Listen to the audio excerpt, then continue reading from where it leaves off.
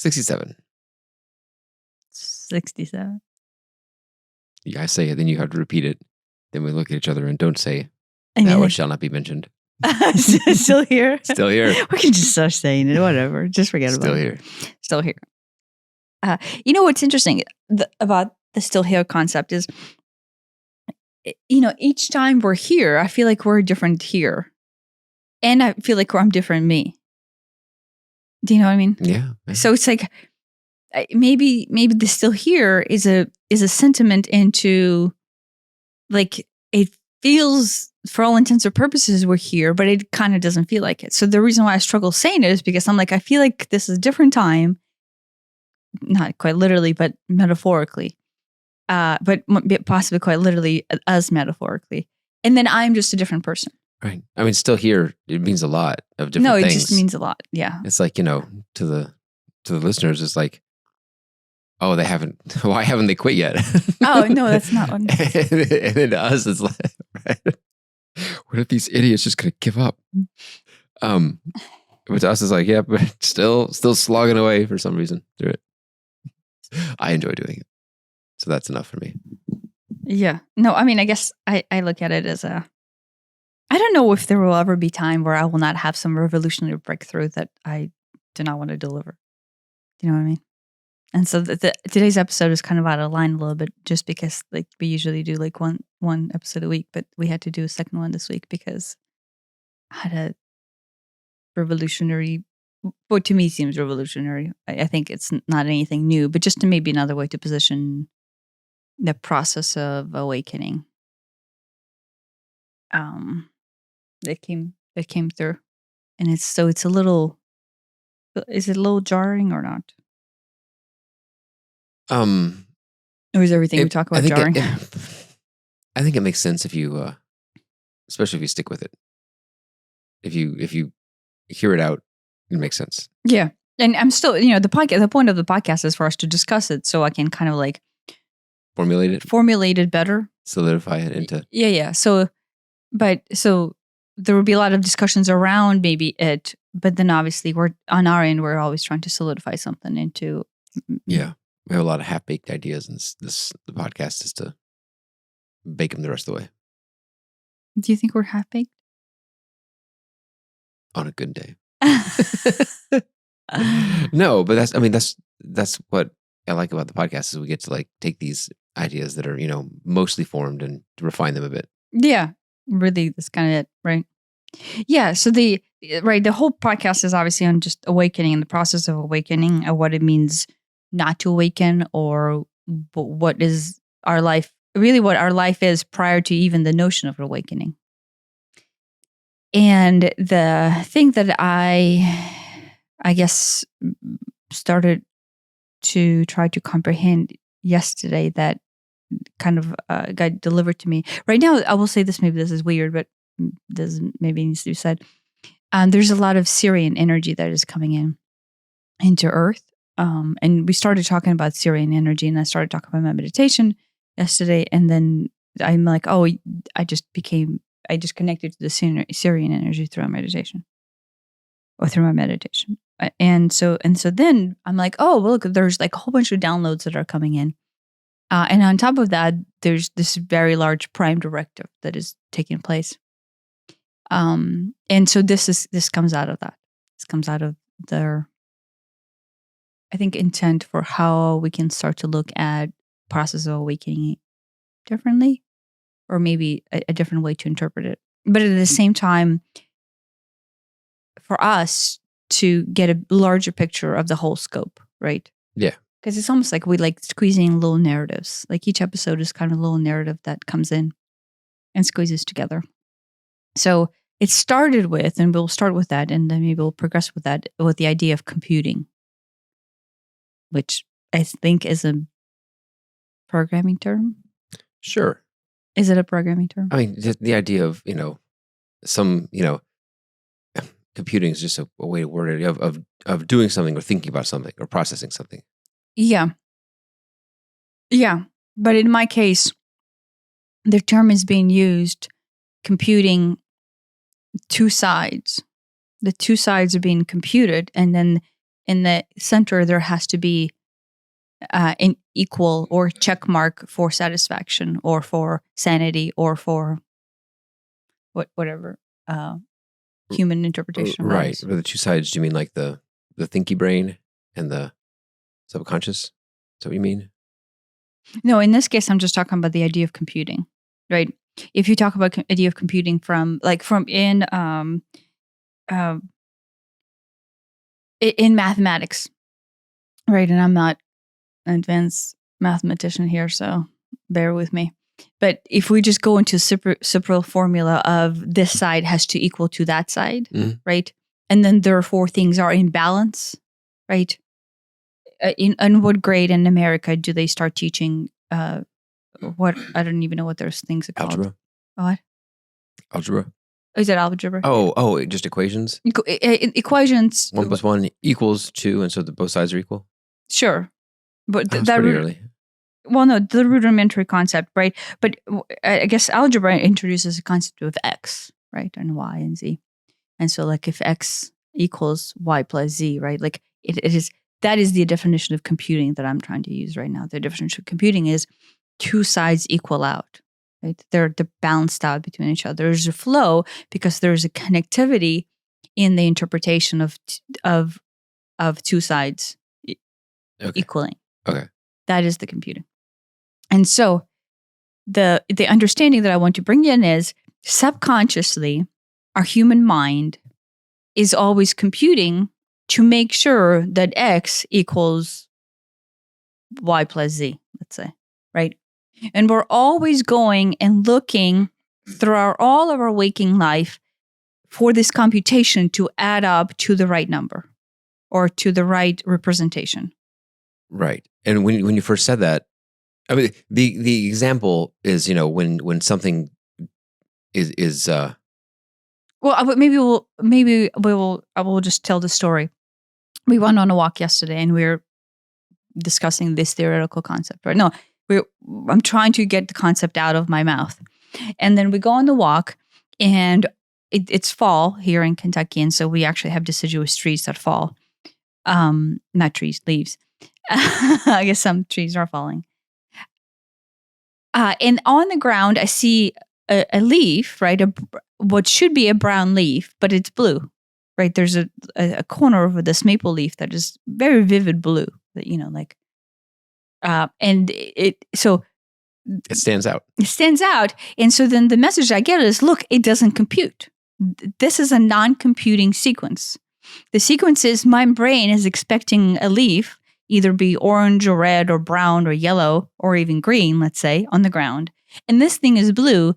And so therefore, that is how it looks for something not to compute. It just stands out, right? And then the point that you raised was that like, oh, well, it stands out, therefore it's not computing. Yeah. But the actual truth is we're always computing. And it only subconsciously, and therefore we don't know this. We're always checking against the color of the leaves. Right. There's a subtle difference there. What I thought it was is that you're not computing at all, and then you see something and that stands out. Something weird, a blue leaf stands out as pay attention to this because it's not normal. Yeah. And what you were saying is, no, you're always going, okay, normal, normal, normal, normal, normal, and then when something's not normal, then it raises to the forefront of your consciousness. Yes. Same result, but the difference is whether you're always expending the subconscious effort of doing that computing or not. Yeah, but you were always computing. Yeah. I'll say this. In the state of our awakened mind, right?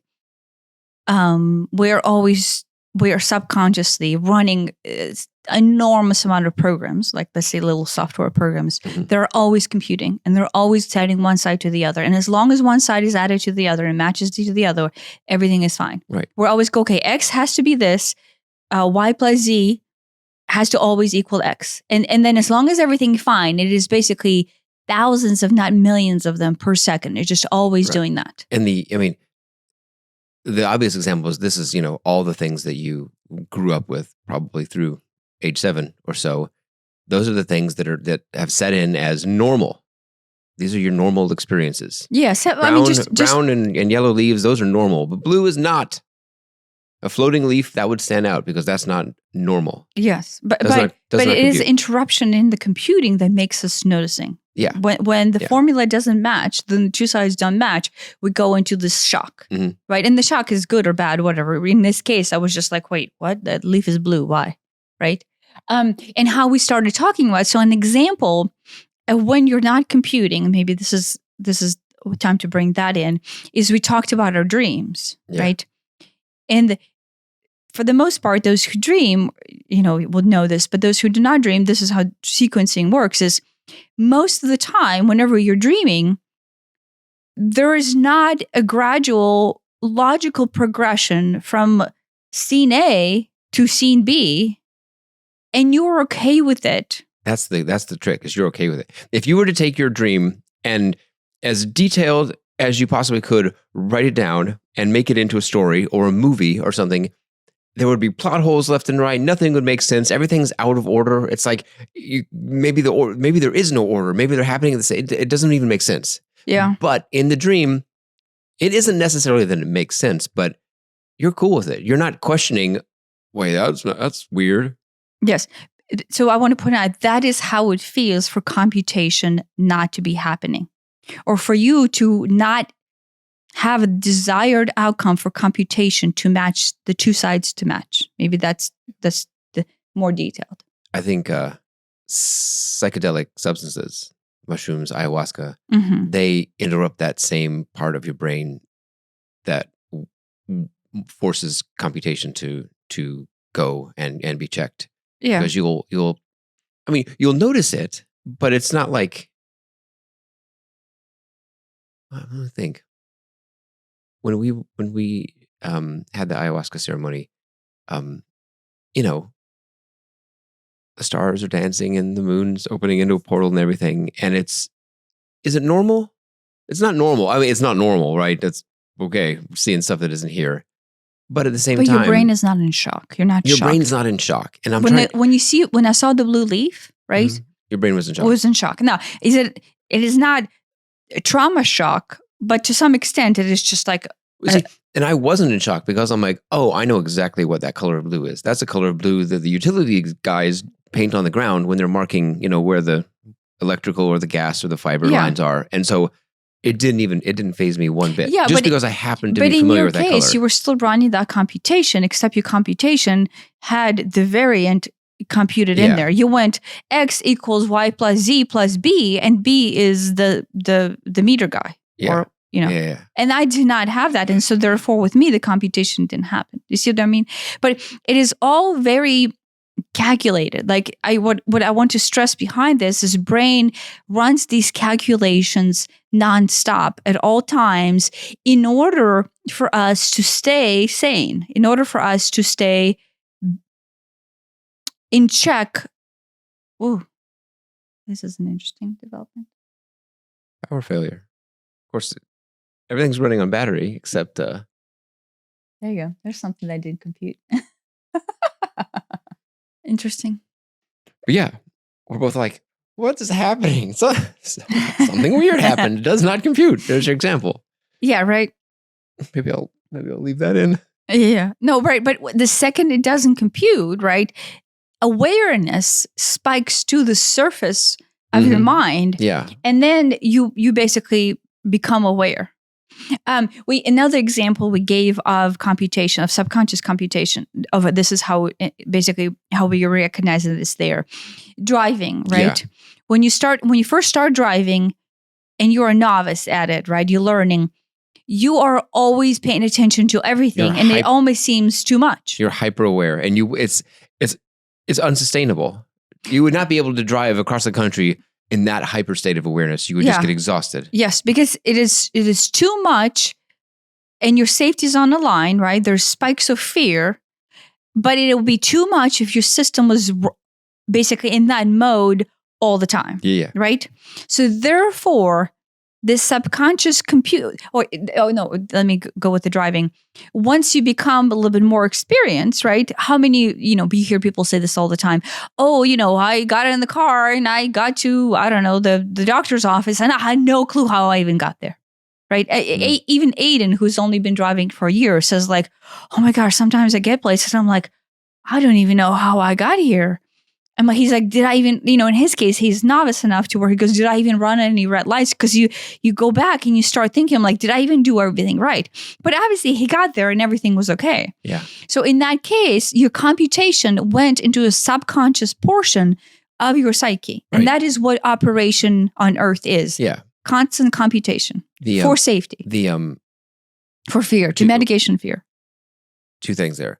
At the same time, something that is out of the ordinary, if there's a kid running or if there's a car that just parked and I'm like, wait a minute, they're going to open their door. They're just going to fling their door open. That's happened so many times. Or there's those do somehow, those rise to the front. Well, if you were driving and you were in a dunked out state, but an accident were to happen, all of a sudden computing doesn't happen and you do become aware, right? Mm-hmm. You even, at some extent, handle the accident better because you go into this fugue state where computation doesn't have to take place at the forefront. We talked about, this is another extension, we talked about the shock, right? The fugue state post the accident, to where you're not computing, but you're okay with not computing. So that is another state that is an example of the dream where computation leaves, right? And you're okay not computing because you develop yourself to be in the fugue state. Same with ayahuasca or mushrooms, like whenever we experience those. Back to driving. We had a free demo of autopilot for our Tesla. And that's what it is when things are fine, it's fine. But when I'm like, oh, that truck is a little close, or oh, this guardrail is this is a weird turn with the guardrail, then I'm on heightened awareness mode, and I don't feel like it is on heightened awareness mode.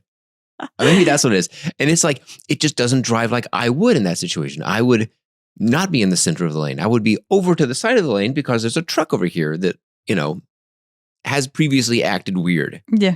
And so it doesn't, maybe that's why it makes me nervous to. Well, because here's the difference there is you compute a different sequence of input than you think it does. Right. You don't think like, oh, does our autopilot take into account erratical behaviors of the truck driver in front of me? Right? Right. And then you logically enter that into a possibility of a Z, right? X equals Y plus Z or whatever. And then you insert this whole other computation into mitigation of imbalance. Yeah. I mean, there's any number of very minor nuanced things. This guy has previously driven erratically or, whatever. And it's like, okay, I'm going to give this guy a very wide berth or get around him really fast because I don't want anything to do with this guy. Autopilot's like, stay in the center of the lane. Nobody's moving into my lane right now, so everything's okay. Yes. Which is on one hand true, but it feels like a very naive way to drive. I mean, you do realize that it is also running computations, but you run your computation on all kinds of somewhat irrational fears. Yeah, maybe. I mean, yeah. Right. Previous experiences that are triggered based on stories, based on personal accidents, based on like, oh, watch out for lug nuts out of the trucks. Do you know what I mean? Yeah. And so you will white birth a truck subconsciously. I bet, computingly, you will, I'll white birth someone I'll drive white birth anybody who's wiggling around in a lane. Yes. Absolutely. Yeah. But yeah, I mean, I do give trucks a little more room. They're big and they're, I don't know. I'm not really afraid of lug nuts, but really? At the same time, autopilot is reliably doing the same thing 100 times a second. Yeah, you just don't trust the forwards, autopilot. backwards, left, right, up, down. It probably sees more than I see at all times. It certainly sees more than I see behind me and the left and the right. Yeah. But the mistrust, right? So maybe this is a good segue. It doesn't drive like I drive, and therefore it feels weird and does not compute. It does not compute, right? It doesn't compute to where like you would do. So yeah, that maybe this is a good segue. The reason why you do not trust Tesla's autopilot to take over. I trust it. I am very aware that it feels uncomfortable because it doesn't drive like I do. Yeah, but so sure, we'll run with that. Sure, we'll just pretend that what you said is true. Okay. The computation that you require to feel comfortable in that moment is different than Tesla Autopilot's computation. You're freaking out right next to me at the same time. Why is it not stopping? I would never even go into the Tesla Autopilot mode to begin with. Okay. So that is not even a conversation we need to be having. We're not talking about my issues. We're talking about Elliot's issues.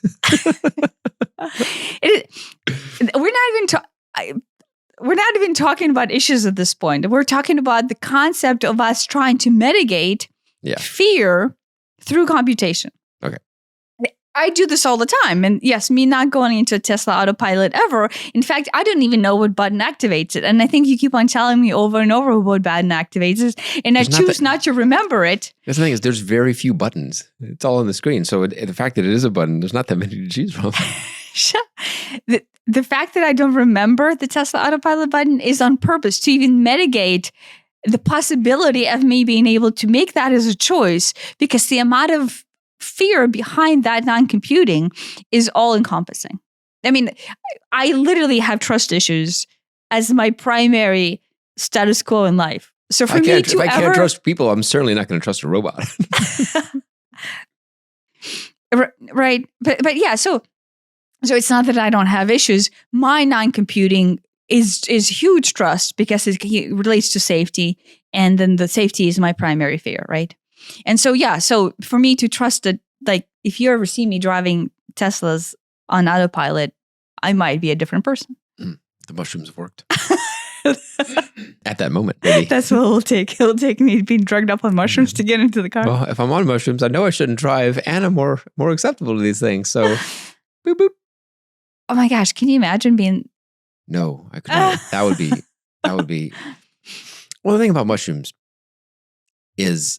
Obviously, you should not do that. It's highly unsafe and certainly illegal. And do not do it. Do not do it. Absolutely do not do it. What is this sort of disclaimer on the podcast? But it's sort of, with alcohol, you're like, yeah. But then if you're like, you're going to force your focus into it, you can force your focus into it to some degree. With mushrooms?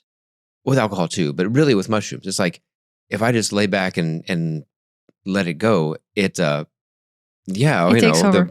The tiles have faces in them and the pillows breathing and everything. But if I'm just like, hang on, then all of it can stop. But it really takes some effort to do that. Mm-hmm. It wouldn't be sustainable for a long time. But, it's enough to go to the bathroom without falling down. When we did ayahuasca. But please don't drive on mushrooms. And I had to go to the bathroom. Like I was wobbly, and some people would walk to the bathroom, or maybe some people had their partner follow them to the bathroom. But I felt, I guess because I only had one dose, I didn't even go for the second dose. But I felt a little wobbly, but not enough to where I didn't feel like I could walk. Mm. But while there, the consciousness kept on rolling through like phases of like this greater opening, almost like non-computational opening, right? And then at the same time, it would like flow into computation. And so it was just this morphic wobble between like, it is okay that I'm not computing, or if I'm computing, this is completely crazy and I'm okay with that, to where like, oh, look, here's the center and I can start to compute. Do you know what I mean? I do. At the end, like when I looked at myself in the mirror, at the end of my bathroom trip, not at the end of ayahuasca. I went to the bathroom. That was weird. And I looked at myself in the mirror, and obviously you don't feel like you're you. But at the same time, there's this higher self. And the only thing that I could say to myself, or the higher self would say to myself, is like, look what you have to do to yourself in order just to see your being. And it was such a profound set of words or such a profound set of sentiment that I thought, look what we have to do. We have to subject ourselves to, not the most pleasant experience. It's not a pleasant experience. I mean, I'm glad I did it.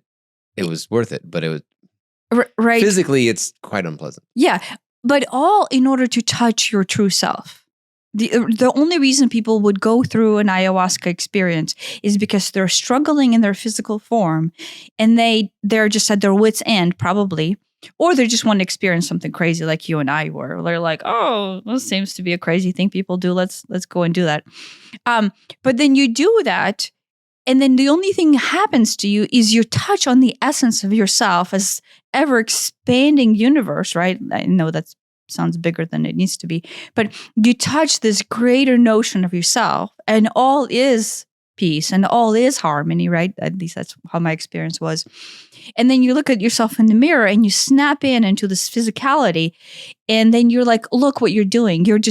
You're actively working at this dissonance of self. You're propagating dissonance. And so the reason why I'm saying that right now is I want to go back into computing. The reason why we're always computing is because at some point we choose not to integrate our whole being into our everyday existence, right? And so this is maybe help me segue this idea into the computation, right?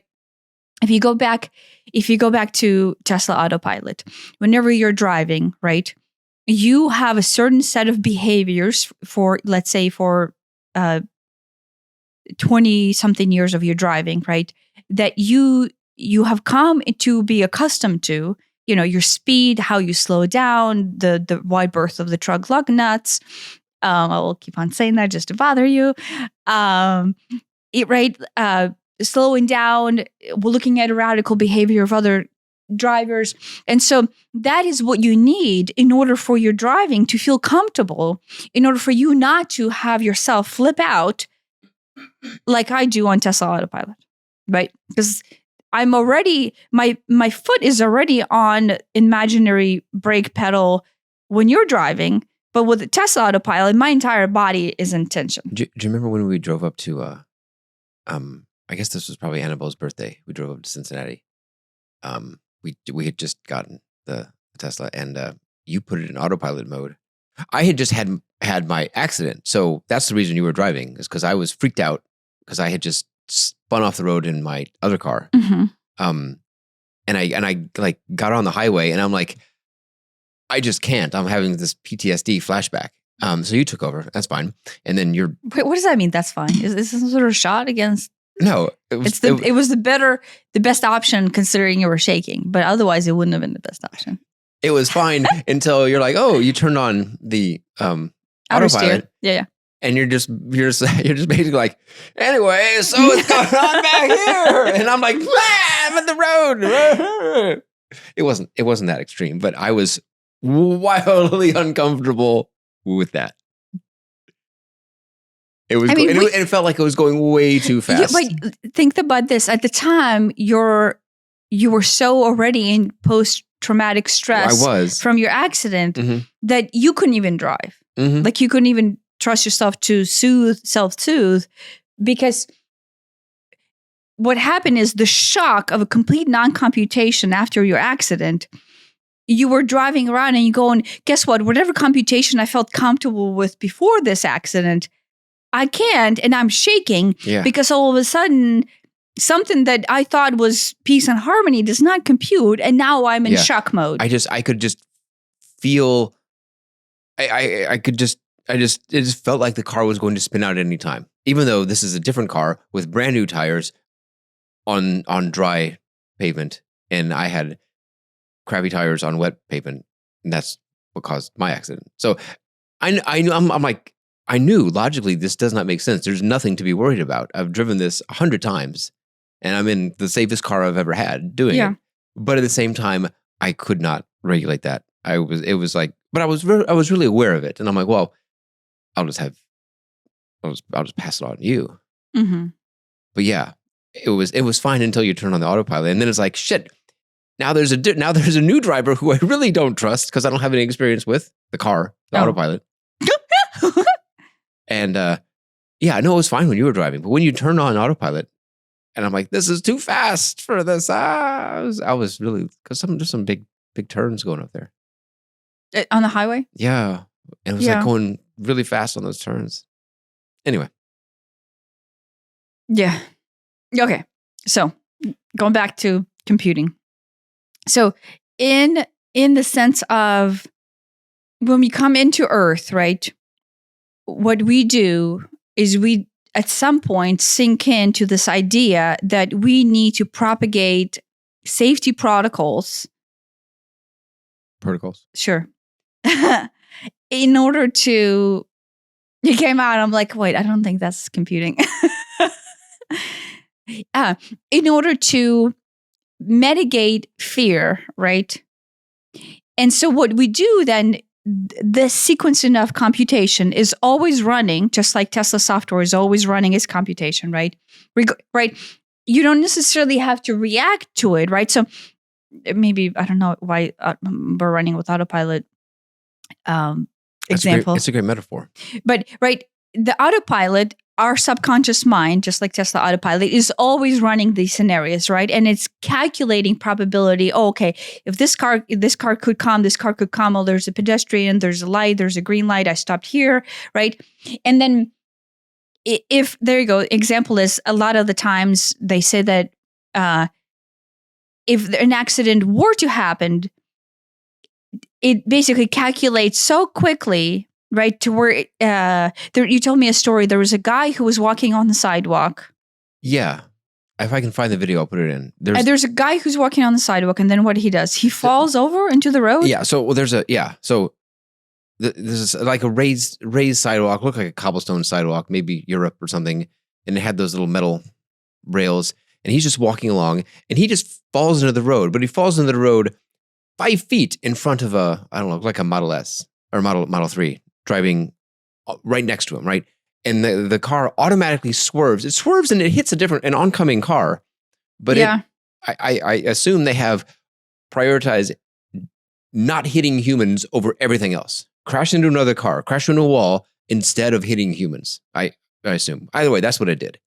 And I've also seen a video where a Tesla's just driving along, and it just slams on the brake in front of an intersection, and then a car zooms through the intersection. Yeah. Okay. So the reason I wanted to bring that in. So right, in that case, just like my leaf scenario, the software is computing probabilities, right? It's on a scan of the universe in front of it, right? Through all the cameras, just like we're always scanning our surroundings, right? Mm-hmm. And we go, oh, okay, well, the sky is blue, everything is fine. The sky is blue, everything is fine. The leaves are green, everything is fine. There's no one, there's no cars, so I can cross this road, right? And you're always computing. And then your subconscious mind, whenever you're driving, for example, yourself, right, it runs like, oh, look, there's a truck with erratic behavior. So subconsciously, I will compute, and I will need to go here in order to have this computing to add up and me feel comfortable, right? It's all about me feeling comfortable. But then the second something comes into our awareness, that is a blue leaf, or in Tesla case, a dude falling in the front of it, right? In Tesla case, it very quickly has preset programming of how to behave if X happens. If X happens, and then, X equals Y plus Z, and in this case, the dude falling is plus B, then Tesla has a new computation that it runs, right?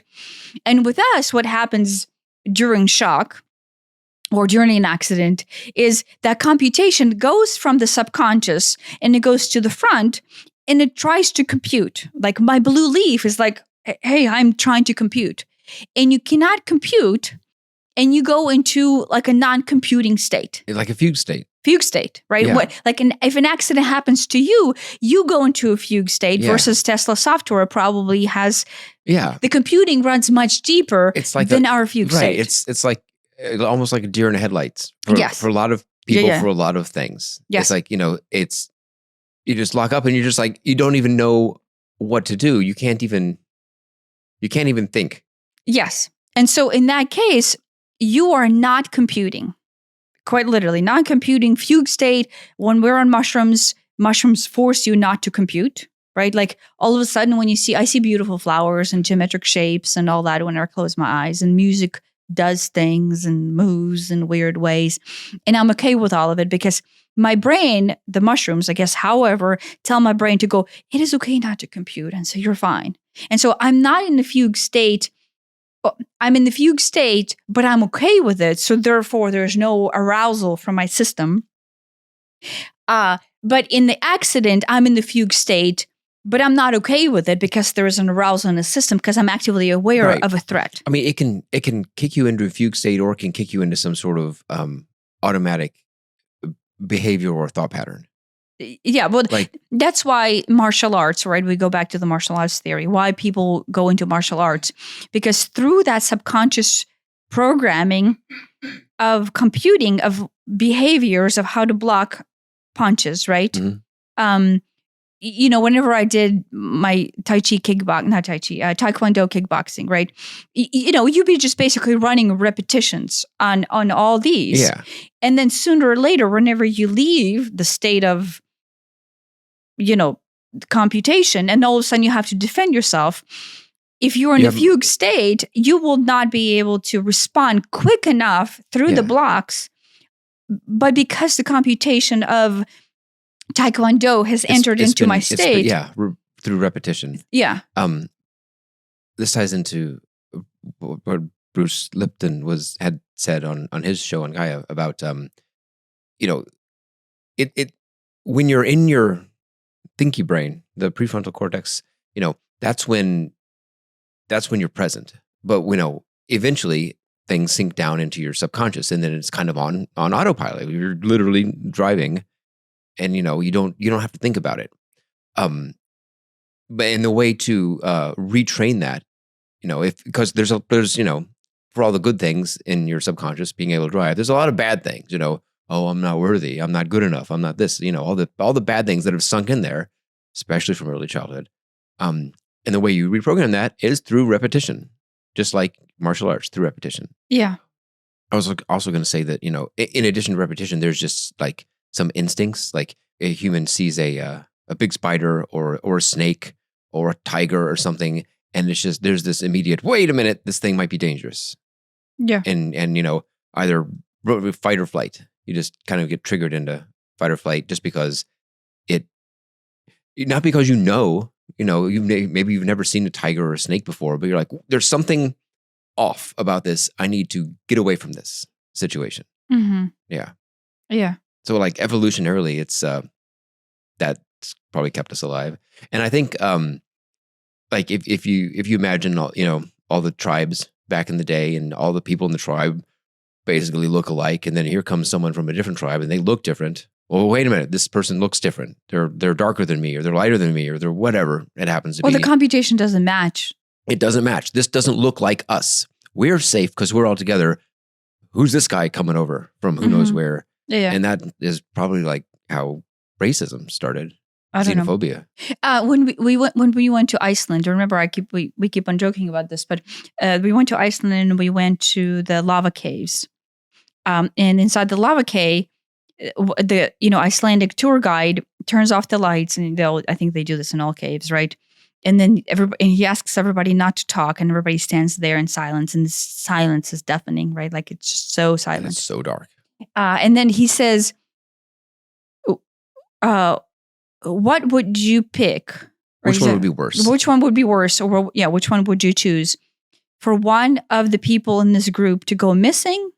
Or no, if I were to turn the lights back on, which one would be worse? For one of the people in our group to be missing, or there would be an additional person in the group, right? Yeah.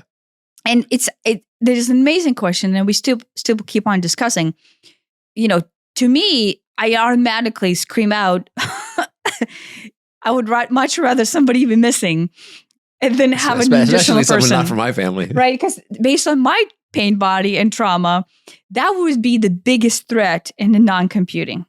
If that were to happen and all of a sudden, quite literally, did not compute. Where'd this guy come from? The threat of a new dude I imagine a dude, obviously, because of my pain body, it would be shocking. And that is much, much worse than somebody going missing. It's like the woman, you're in the woods. Would you rather run into a man or a bear? Yeah, we already do we have this on our podcast? I don't know. But we spent a lot of time talking about it. And it make, I hadn't heard about this before, but like to a man, it's like, obviously I'd rather run into another man because I'm never going to be able to fight off a bear. And, in your case, you would be running into opposite sex, which would be a woman. Oh, sure. Yeah. I mean, yeah. It's how you feel about opposite sex. Better. Yeah, right? Because you're doing her at the end of that walk. I'm the man that she ran into in the woods. No, to me, running into another human in the woods, if you just pick an average human, they're not bad. Then again, what are they doing in the woods?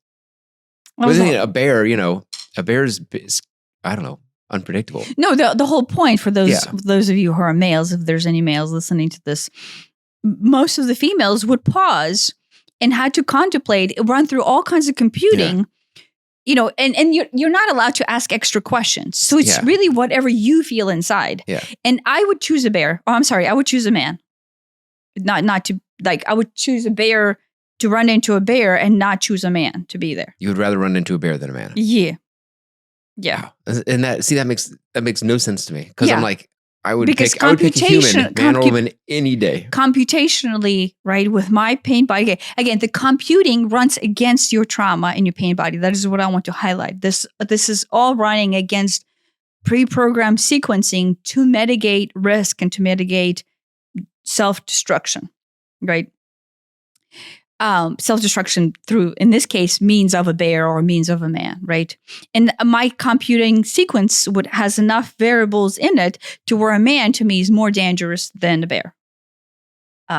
Valid or not, it doesn't matter. It's like the logistics of it and the logic of it completely doesn't matter. This just completely showcases personalized trauma and trust that a woman, in this case me, has in another, just an average man in the woods, right? So here, I guess, transition. I'm trying to build onto this. We, in order to survive, right, in order to have our system function in complete harmony. So now I'm going back into our internal system. If we look at our life as a life force that runs this system, this computing system between all of our chakra systems and, starting all the way from the grounding energy that we would have into Mother Earth, running through our feet, through our knees, a really, really big one in our root, right? Sacrum, solar plexus. And then after that, continuing to run into our heart center, our throat, our third eye, and then out of the crown and then out of our portal chakra. In order for human being to function and continue to exist on Earth in balanced form, we need the entire chakra system. And in my book, I obviously have the chakra chapter that keeps on coming up on Instabot every so often, and I'm like, but this is probably why, right? The entire system needs to have this uninterrupted flow, right? One, in order for you to function as a healthy human being, right? Two, just not feel like you're in the fight mode, right? And then there are four, have your system just be thriving in its natural form of expression. Which when I use word thriving in its natural form of expression, 99.9% of us do not know what that even is. Right. And that is what this episode is. Whenever we are running a system, right, that has so many computations based on our pain body, we're constantly running them. We're constantly running, right? Right. I mean, personal example, most of my life has been, trying to get, validation from anything I could, anything I could. Right. And I was... Because you're perceiving life as a threat. You're perceiving your surroundings as a threat. Because, and here's what I want to say, let me know if this explains it, because we're still trying to figure this out.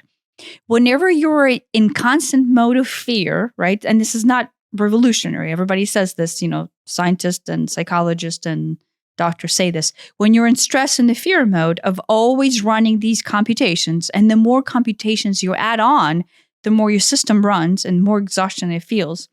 Your root, right, chakra that deals with basically safety, right? The reason why I'm always fucked up in the world is because safety is always a concern for me, right?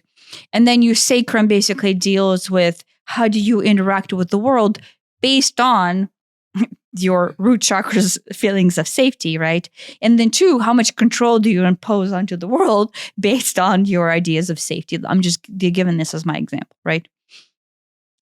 If your system is always on the heightened awareness of this computation based on personal traumas, pain bodies, fears, you're not allowing the signal from I'm unsafe to how do I soothe this and just release to run through your entire system, and thus you completely block off this flow, and you're in a constant state of non-computing in its true form, right? You're not computing, but because you're not allowing yourself to figure out what is it you're not computing about, because you're not addressing the fears, right? Your body's always trying to compute. Does that make sense? Am I doing the right job in saying this? Your body wants to compute. The body's always wanting to compute. That's the natural state. Yes. But it gets interrupted through these unresolved traumas and pain bodies. Yeah. Okay. Yeah. So that's what I'm trying to say. Is that if you're walking around and leaves are green and leaves are green and leaves are green, and then all of a sudden you see a blue leaf and it doesn't compute, you have to allow your mind to admit to yourself seeing a blue leaf in order to run through the system and go, oh, look, here's a shocker. For some reason, something is not computing. Let me address it. And so therefore, you very gradually and gently move it through the system of computation by going X equals Y plus Z, and in this case, plus B. You allow the plus B to come into the formula. You allow another variable to come in. Yeah. So then the entire system computes and continues to run. And that doesn't mean you have to solve it. That doesn't mean you have to solve the puzzle of why is this leaf blue. Maybe you do, maybe you don't. You have to admit to it being your truth. Yeah. You have to admit. So guess what? Discovering its paint is irrelevant to this. You have to admit to it being there and going, oh, look, my system just didn't compute something. Let me do whatever I want with it. But you have to admit to it being your truth. You cannot deny the blue leaf being there. Yeah. Maybe a more poignant example might be that, Bill at the office said something and it really, really bothered me. He took credit for my work, or he said something and it insulted me, or whatever it is, it hit a nerve, which of course means it poked the pain body. Yeah. And that's just going to sort of sit with you all day. It'll sit with you forever. It'll just deposit itself. And that is that interruption of the computation until you go, wait a minute, I am really bothered by this. And you accept it. You integrate it. And that's okay. It's okay to be bothered by this. And that's the beginning of releasing that. Yeah. So in this case, this is an immediate example of non-computation. But actually what it will do is it will bother you, but you will never actually realize the reason why it's bothering you is because it's not computing, right? It will bother you, in fact, because it is not computing. But if you're not understanding this podcast, or if you're trying to figure out, this is what happened. The system, right? I'll use myself as an example, right? I felt unsafe as a child, right? Growing up, my primary form of non-computation, or primary form of distress, was feeling of unsafety. I didn't feel like there was people around me who could protect me. I didn't feel like the country was safe. I didn't feel like we would ever have food. I didn't feel comfortable about the shelter through certain points of my life before 7. And so at all points, what I couldn't compute as a child, because I was too young to understand, was that I do not feel safe. But because, again, I was too young to understand the distress that I was feeling, I wasn't able to run the computation, right? I was not able to compute, look, you're feeling like shit and you don't know how. Your system is completely overwhelmed. You're constantly in a fugue state. I'm right here, right? Let's say this is X, right? What I'm feeling was like, oh, look, I'm unsafe. I'm in a fugue. As a child, the only thing that I know is I'm in a fugue state, right? Because you can't comprehend the amount of emotions of X. The X is here, of Y and Z and B and A and C and whatever. I don't know if I just repeated some letters or not, because I don't know if it's computing. But, right, the fugue state is over here and it's defined as an X. And then the formula over here is all the components that I actually cannot identify because I'm below age of comprehension of emotional scales or even understanding of how the world works. And then therefore the X equals to clusterfuck of shit as far as I'm concerned right now, right? Yeah. As a child, you're not able to compute, oh, well, guess what? Leaves are green and orange and they're green, but when the fall comes, the sugar gets sucked out of them into the tree. So therefore, plus sugar equals minus sugar. Sure. Minus sugar equals to the sugar is sucked back into the tree. Therefore, there's a variant that comes in to where it goes from green to orange to brown. Right. And therefore, that's all okay, right? I'm running that computation out based on logic and understanding and wisdom of an adult. And then therefore, X equals Y plus Z plus B, which is leaves turning brown into sugar or into X, right? But as a child, you don't have the wits or the know-how to run that computed sequencing. And so everything in our life that is trauma as a child basically terminates at non-computation. So we have all of these traumas stuck within us where X equals fuck. Let's just say that. This whole thing is clusterfuck of shit and I don't even know. And we deposit all of those before age of 7 into our lower chakras, into our root, our sacrum, and our solar plexus, and it's stuck there as non-computing sequencing. Period. The rest of our life, past 7, is spent as holding these non-computing sequencing, propagating them into the idea that these are the fear points that you have to mitigate in your life. By mitigate, it means avoid anything that's like this or feels like this or reminds me of this, or is associated with the people who are associated with this. You're trying to mitigate the X because you were not able to process this situation X. Felt bad. Let's avoid anything that's vaguely in the neighborhood of that situation. Yes. So because you did not compute the sequencing and you were not able to run the computation as a child, they're now stuck, non-processed frames. They're just like pieces, I don't know if this would work, but they're like chunks of software just sit there that in no way actually are able to be inserted into the whole software system to where the system runs. They're just these leftovers, right? And you're sitting all of your life until you recognize this as an adult with these leftovers at the forefront of your thought. This is what I want to say. They're always at the forefront of your thought. But because you have not integrated them into the computing sequence, you are always trying to mitigate any touching of the current world scenario of those non-computing chunks. Yeah, you're trying to craft your experience, your reality. To avoid touching the X's because you never integrated them into the formula of computation. Right. You never, as a child, you did not process. Yeah, that's a good way to think about it. There are these big, unknown, scary things that have not been resolved in every sense of that word. Yes. That you hold as very big chunks of fear. Solved or resolved. Yes. Because you're not introducing them into the system. Right. As a child, you do not introduce them. And in fact, you've gone out of your way to not re-experience them. So you've probably had very few opportunities to solve them. Yes, that's what I want to say. If you're living life and you have not come to understand this, right? Then chances are you're sitting on a slew of X's that do not have a solving equation on the other end.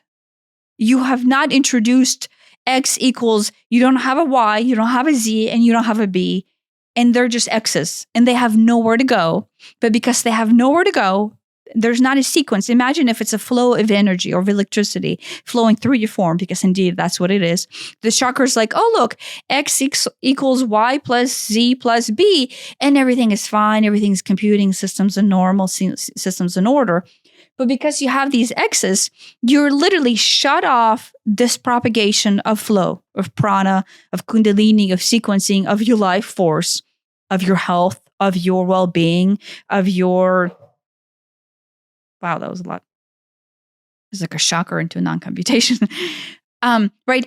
You have cut your prana off. You're not flowing because you have all these X's sitting there.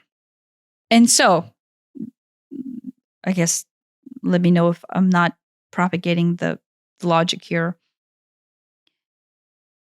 You will forever be at a depletion of your life force and happiness of your life, missing something from your world, chasing something that you're not sure what, confused about life, unhappy about life, not in balance, unfulfilled, as long as you continue not to address the non-computing X's that you have sitting there in your form and do not offer them computation back. Does that make sense? That makes sense. Makes sense. So from that standpoint, what then is computation looks like, what is awareness looks like, what is awakening look like, is recognizing that this is your state of being, admitting to where you have X's. They all live in Texas, though. There's a lot of people that live in Texas these days.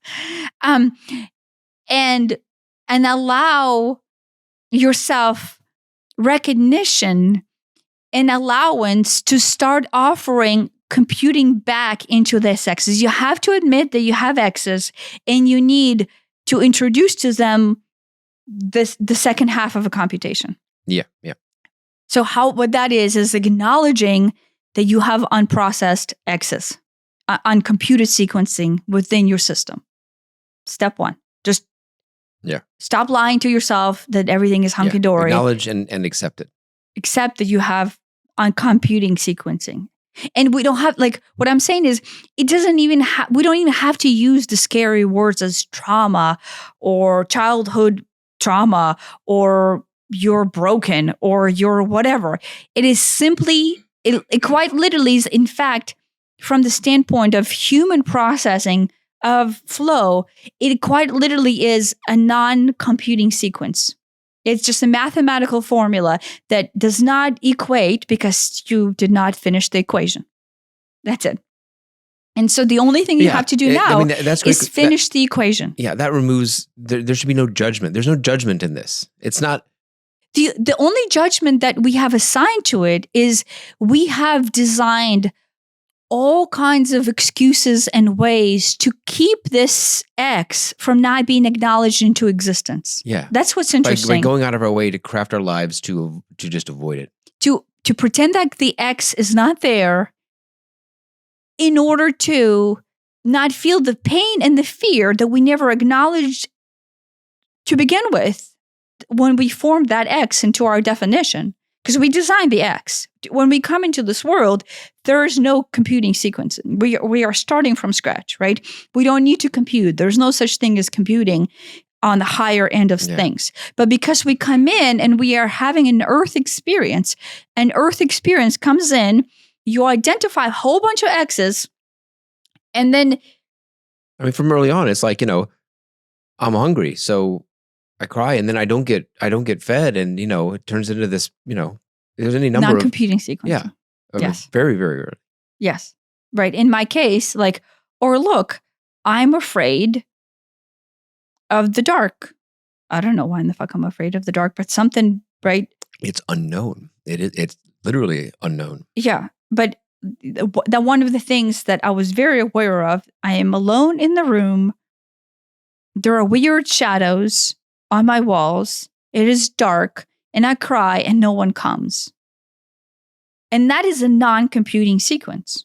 I cry, I ask for help, no one's there. I'm really, really scared, past the point of any self-regulation, and I have to basically scream or cry myself to sleep because I don't understand what's happening, right? That's it. Like, I'm a baby and I'm crying and I'm screaming and no one's coming to help, but I'm really, really afraid.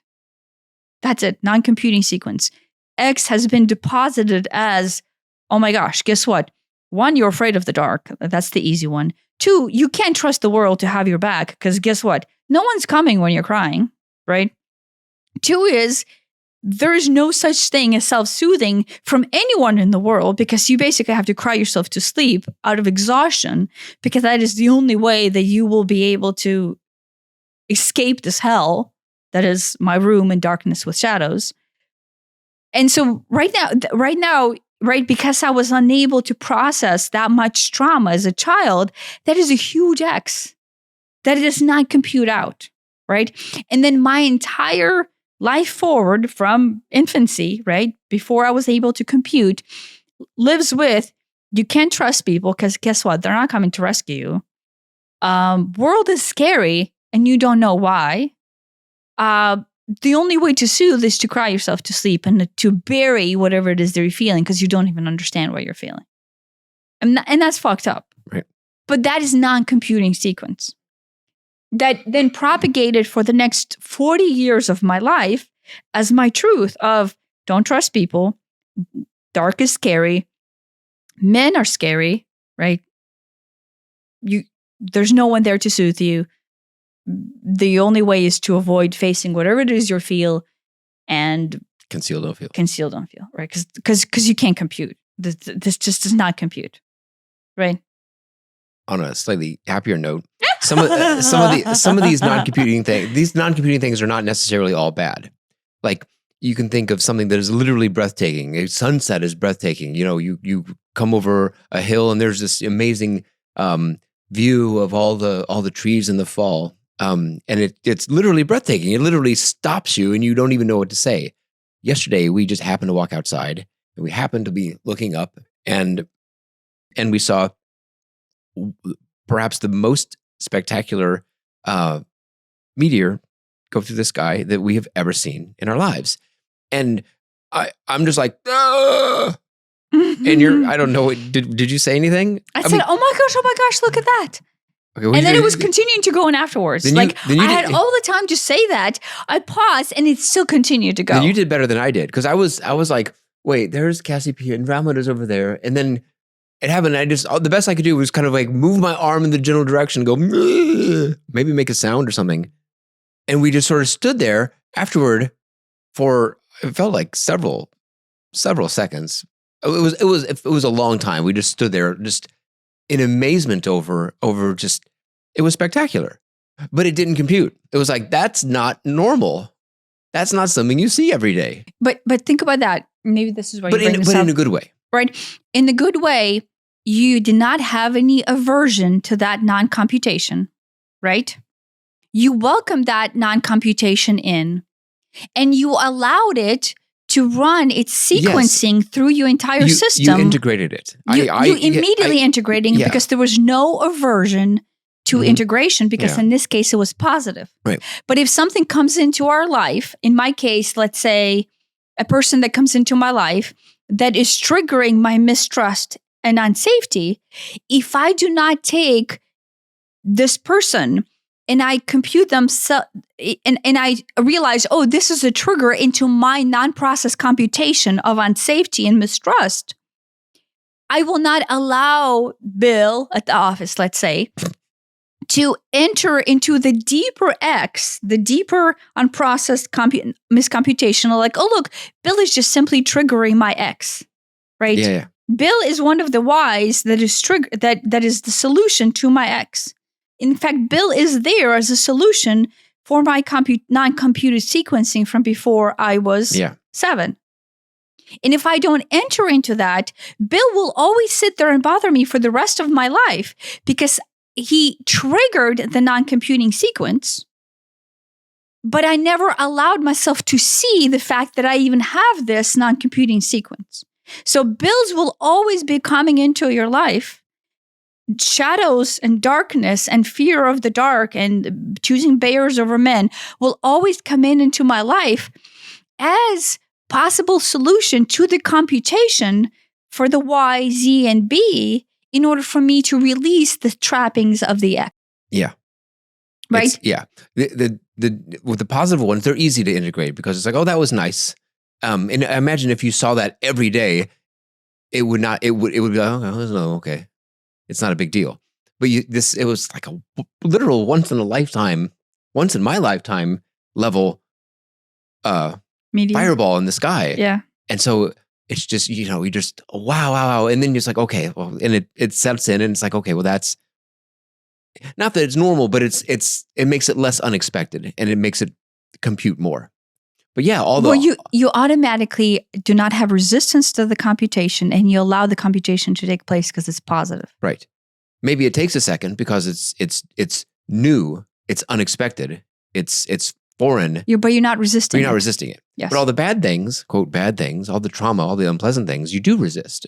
So here's the transition. Anything that happens to you in life after you have set in this design of non-computation, right, will be your life's flow from 7 on up, bringing you all the solutions to complete your non-computing sequencing that you have preset before 7 into these X's that do not have a formula on the other end. Everything will be that. Each scenario, each interaction, everything that you will have come into your life is there to quite literally just balance out your non-computing formula. And if you see the life as such, you can literally use everything in your life as the tool for that. And then you will very quickly compute all the non-computing X's and integrate your entire system to where you're back at a complete uninterrupted flow of prana. And you're not literally killing yourself with unflow of energy. That's the stage 2 that I was talking about a second ago. Like stage 1, where probably 99% of humans is even recognizing that they have all these non-computing sequencing. Everybody needs to compute. You got to compute. Yes. That's primary to life. You have to. But you're not because you're suppressing it, you're avoiding it, whatever. Well, stage 1. You're not, because deep down, before you recognize the need to compute, your childhood trauma had all these scenarios that you couldn't process and explain, but you deposit them as non-computing sequences. And so the rest of your life, when you start to have thoughts and processes and you start to understand things and you start to derive logic and you start to express your being, the goal of that expression is to complete the non-completed formulas. Right. I mean, that's in as much as there's a goal to life, that is the goal, is to, we say it a different way every podcast, but to integrate all these disintegrated parts of you. Yeah. It's the shadow, it's the non-computing things. It's all the same thing, but this is I love this way of looking at it. Yeah, but I want to say to integrate them all the way back to the childhood X's. Yeah. All the way back, not to Bill is right now and I need to integrate Bill in. No, Bill is right here and I need to integrate how does Bill trigger or offer a solution to my non-completed formula from before I could remember. Yeah. Before I could remember, like quite literally, let's go back into before you could remember and go, what does Bill actually represent as far as if there was an X and it was left unprocessed, uncomputed? Because if you were a fully integrated being, Bill wouldn't bother you. Yes, there would not be a Bill. I mean, Bill would be your rainbows and butterflies, there. and you wouldn't even think twice of yeah. Bill. Because Bill would be this great shooting star. You'd be like, oh my gosh, look how magnificent Bill is. And that was amazing. And you would just integrate Bill into your system. Mm-hmm. And there will be no resistance to Bill. Yeah. Because Bill would just be the most beautiful thing you have ever seen. Or maybe it would just be indifferent. I don't know. Either way, Bill would not be this horrible negative thing that you go out of your way to avoid every day at the office. Yes. Yeah, but it's not. Bill's just triggering something that's already there inside of you, almost definitely from childhood. Non-computing. Non-computing. He's there. In fact, what I want to point out is he's not there as a problem. He's there as the answer to your non-computing sequence. Right. Which is amazing. The world gives you these, they feel like problems. You just want to go, it's Bill's the problem. He's just over there bothering me all the time. Yeah. No, yes, he's bothering. Well, he's not actually bothering you. No, he's literally there. He's letting you bother yourself. Yes. And you're bothering yourself because Bill reminds you of that time when your dad told you you're never going to be good at baseball or something. I don't know. Yeah, sure. And so every time Bill does something, that's what it's poking inside of you. That's the part that you was never assimilated, that still is not computing because you're like, Because you're not letting yourself feel the childhood trauma of your dad not telling you that you're never going to be good at anything. Yeah. Right? But Bill is somehow presenting that to you. Or look, Bill doesn't think I will ever be great at anything. And all of a sudden, Bill is unprocessed, unformulaic definition of representation of your dad telling you you're terrible at baseball. Right?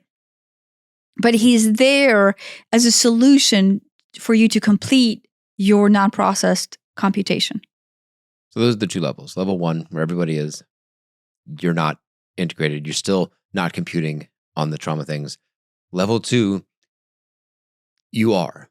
You need to compute, and you are computing. So what I guess the most important thing maybe to stress here is the only reason that you're not able to fulfill the computation, right, is because you're denying the fact that you have uncomputing sequences within you.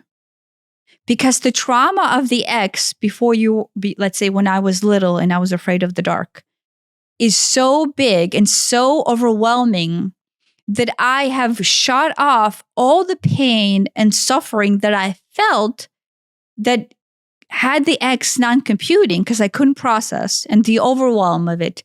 In the rest of my life, I am denying the fact that this is my truth. And so the X never has a chance to be computed and processed through our system or through my system because I'm refusing to admit that the X is even there. Right. That is the most important thing to address is to begin with, you will deny. Well, you'll deny that any of this is true to begin with. I think that will be an initial, the gut reaction is, this isn't true. This doesn't apply to me. I don't have these uncomputed things. I'm fine. Everything's fine. Take a drink. Sure. And so we numb ourselves from feeling all these non-computing sequences through lying, through deceit, through addiction, through denial, so through distraction, in order not to face the handful of X's that we have. That's the thing. There are not that many. There's not that many. Yeah. And it feels like, there's all these problems. There's Bill at the office, and there's Susie at the office, and there's Sally at the office, and there's Joe at the office. Oh, those are 4 problems. Those are not 4 problems. Those are one problem. Yeah. Way down deep. Yes. And if firing Bill doesn't solve it. It Band-Aids over it until you've got Bill 2, William, who comes in.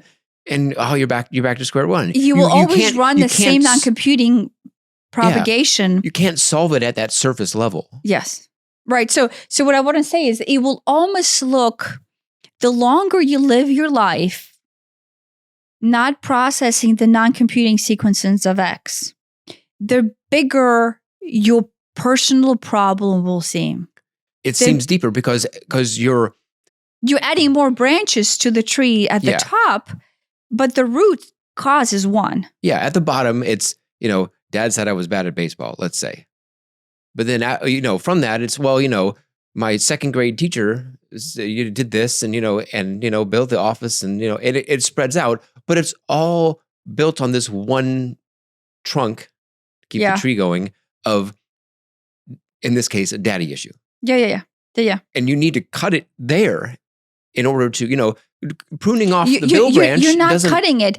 The X is one trunk, and the Y plus Z plus B are the branches. Right. So the longer you stay non-computing X, the longer the end of the formula seems. You're right. Cutting it implies we're going to get rid of it or pretend it doesn't happen or something. It's you not just that. allow the computation to happen. You need to accept it, and that ends up making it removes the charge from the tree. It's still there. Your dad still said that. That is true. There's no getting around that. No. Completely wrong. X is a non-computation of a sequence that you designed to become your truth. Right? That feels like shit. Right? Dad said I'm terrible at something is an idea that got presented to you, and then it formed into an X, which is a stationary thing that you perceive that you're not good at something. Okay. Right? Equals to, so that part feels like shit. X feels like shit. Equals to, right? In order for that to be integrated of like, it's not even a thing. That's where it will go. Because it will go to where it's not even a thing. You will not need to chop anything off. It will go into later in life, right? So if there you go.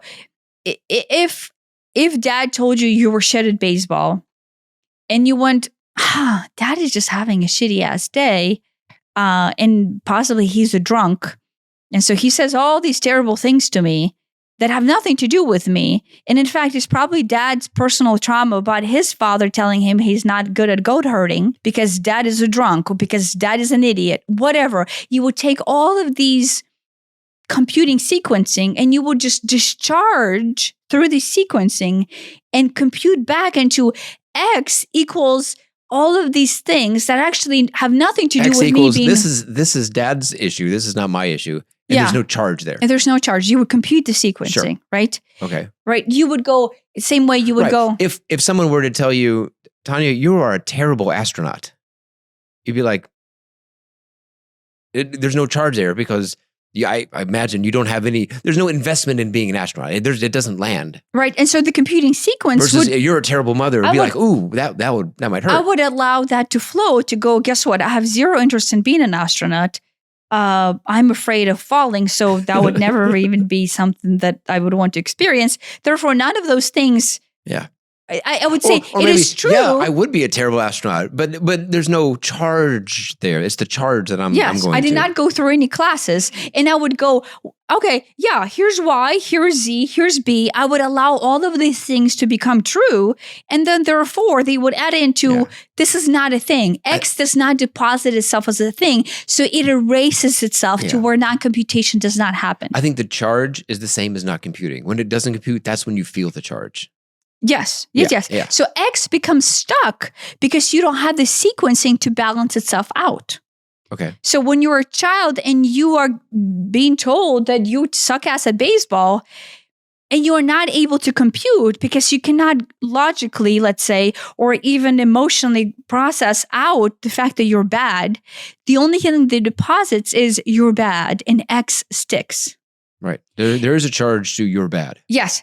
And then you draw, because you're before 7, you draw blindfolds to X even being a thing. I am bad gets deposited as a thing. X is now a thing because it never allowed to run itself because computation basically disappears the second one side equals to the next side. But because child, you're not equaling X to anything, there's no computation.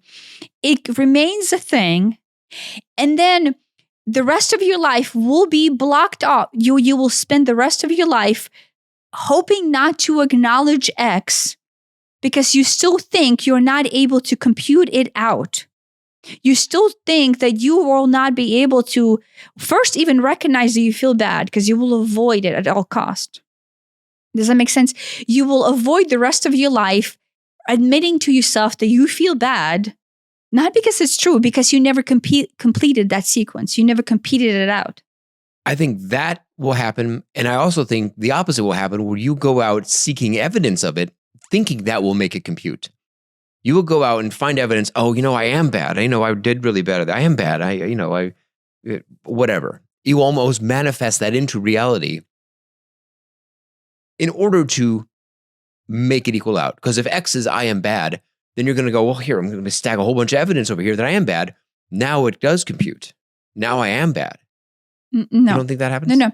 The release of it happens when I'm not saying that's a healthy release. I'm just saying that I think that is a tendency that people do. People get told you are bad, and then they internalize it as I am bad, and then they'll go find evidence for it in the world. Yeah, but that's just you can find evidence. Pick something, you can find evidence for it. Yeah, but that is just you balancing between acknowledgement of there's something wrong, and then therefore you actually think you're bad. I'm not saying that. I'm not saying that actually solves the equation, and I'm not saying that gets rid of it. It doesn't for either of those. But it may be some sort of, to keep this analogy going, it may be some sort of subconscious way to try to balance it. Because you feel this disconnect. I feel bad, but I have nothing on the other side of the equation that adds up. Well, maybe if I throw in some evidence that I am bad, maybe it would balance out. Maybe that's some sort of misguided soothing mechanism that we do. No. Here's what happens. And I could be wrong. No. The X is trapped emotion, right? Yeah. And it needs to be released. So your entire life, you are on the journey to release the trapped energy of X, right? Yeah. Where it sits in your root and your solar plexus and your sacrum. It sits there trapped as an emotional trauma, right? As unprocessed computation. And the entire journey of your life would be to uncover the fact that you even have it. But most of your life would actually be denying you having it because it feels really, really hurtful to experience it. So you will be running away from experience of feeling bad or feeling similar to the trapped emotion by trying to, in your case scenario representation, of do all these other things that will make you feel good to the opposite effect of you feeling bad. I guess. But subconsciously, in this case, you are not allowing yourself to admit that you're feeling bad. There might be glimpses of it, but you're not integrating it by realizing you are never conscious to go, oh, look, I am doing all of these things to prove to the world that I'm actually good because deep down I feel bad. Yeah, I was saying the opposite. I was saying you will find evidence that you are bad. But maybe that is the same thing as Bill the Office is the gift from the universe to help you identify. X will always try to poke itself to the surface to where it will try to become into acknowledgement. Like the woman who was abused as a child by her father frequently will end up with partners later in life that are abusive to her. That's almost like a trope. It's like that happens an unfortunate amount of time. Yeah, but what is the trauma that she that's not, the trope is not there as a sequence of physical manifestations. What is the definition that she drew upon herself whenever her father abused her? Maybe something like she deserved it or something. Who knows? There's probably several things that could go in there, but no. No, the X is the core of your survival. I deserve it has nothing to do with survival. It has to do with somebody who was supposed to make me feel safe and protect me, made me feel unsafe. Therefore, I cannot trust the closest people to me. It will go into survival and fear of unsafety. Okay, but then why does it repeat it? Why does she find more people who were unable to? Because her entire programming, just like my programming is, I cannot trust the most closest people to me who are supposed to keep me safe. And the world will be there providing me with countless opportunities of examples. Look, here's another example why you cannot trust people. Here's another example why you don't feel safe. Here's another example why you're afraid of the dark. Here's another example why bears are better than men. And at the same time, if that X got resolved at the fundamental level, those same examples to you would not be examples of that anymore. Honestly, they wouldn't even exist in my life. If I'm drawing opportunities into my life where I'm next to all kinds of unsafe men who are at the brink of raping me, they wouldn't even be in my life. The second I acknowledge the fact that I'm vibrating out X, which is I'm unsafe and I cannot trust the closest people to me. I'm unsafe and I cannot trust the closest people to me. Yes, but at the same time, I mean, yes, in an extreme example, but on a lesser example, if I were to say not buy cabbage and instead buy lettuce, hypothetically, that wouldn't trigger you as I can't trust this person anymore type of thing, hypothetically. What you trying to go back to the cabbage and lettuce situation? But it did trigger that, yeah? You can't trust me. But if X was resolved, that would just be... Is this you just trying to point out to me that I still have my safety and trust issues? You've just admitted it. No, I'm not trying to point it out. I'm just saying, if X is still a thing, you will go find evidence for it where there may, you will, this is now evidence for it. Okay. But if X is not a thing, it wouldn't be evidence for it. Okay, let's go back to the cabbage and lettuce situation. Okay. Here's what happened. So because I'm trying to always have this at the top of my mind. To begin with, back when you and I first got together, you used to do this shit all the time. And it would trigger me beyond normal situation of like, what the fuck is really the difference between, there's a big difference between cabbage and lettuce, so I will not discount that. But like, why is this even such a big of a deal?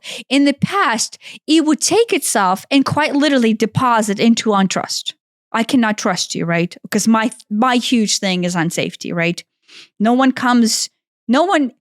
is there to have my back, to make me feel safe, to make me feel comfortable. And from my childhood, again, back when I'm crying in my crib, and you're just an example of that. You're mine. Yeah, you're in mine. Marriage was that. You came into my life to do all kinds of shit in order to trigger me into, look, here's somebody who I'm supposed to trust the most, who is my husband, because I'm supposed to recognize to begin with that, oh my gosh, I don't trust you one bit. And everything you do in your life that has nothing to do with me, I interpret as all kinds of triggers of why I don't trust you. Yeah, that's what I was saying. Right? It has nothing to do. And the truth is, if I'm in awareness state of the processing of trying to resolve the X, then I would process, to begin with, I would look at everything, which is 20 years of our life, as, oh my gosh, I can't trust him. Like everything he does, right? Like the thing with your mother came up again, right? And I once again was triggered into it, right? And then at that evening, I apologized to you. I'm like, yeah, I'm once again being triggered as a child into, I don't think anyone has my back. Right. Right. It was back to, it's not Bill of the Office, as your dad said, you can't play baseball. Yes. Yeah. Right. But that is it's not the cabbage. Yes, it's not the cabbage. So if I do not understand this non-computing sequencing and I'm not aware, I will simply see everything in my life as a trigger that will be extremely unproportionate in my reaction to the actual sequence of events of whether I am getting cabbage versus a lettuce. That's what I was trying to say. Yes. But if that is resolved or was never there in the first place, for someone else who did not have that issue, if I had gotten lettuce instead of cabbage, it would have been... You did get lettuce instead of cabbage. I wanted the cabbage. if for someone else I had done the exact same thing, it wouldn't have been a thing. It would have been a Yes. Yeah. right. Yes. Maybe, still don't have the thing you want. There's, that's legitimate. But it doesn't poke the it. reason why it doesn't poke is because in that case, there will be no need to compute anything because it will just be a computing sequence within itself. Elliot made a mistake. What does it matter? I can literally go to store anytime and just buy myself a cabbage. And maybe I would even look at it from the larger standpoint of like, maybe I should cut out some cabbage out of my diet. Or introduce lettuce. Whatever, right? Because in the long run, that is why I ended up computing. Like that, I just went, look, it's just triggering me into unsafety. But you're that's the lesson here, is that you're at the place where you can notice, I'm being triggered. There's this thing that doesn't compute. I want to take this and stack it on top of that. I want to take this and put it, no cabbage equals unsafe, equals I'm dying alone type of a thing. Yeah. But you're at the place where you notice that and catch it pretty quickly. Yeah. In that case, I catch it. But when Aiden's situation still triggered how you behaved with your mother with me, I didn't, and it triggered me, right? And I was with it for a couple hours. And then I'm like, look, it's just triggering. Here's the difficult part. And I will say, what it's triggering is the broken child within you that is holding on computation. And we said this in a previous podcast. The child does not know how to compute it. So the reason why the pain is so big and is so overwhelming, because you're feeling it on the scale of that broken child who doesn't know how to compute. Right. It's happening for the first time all over again.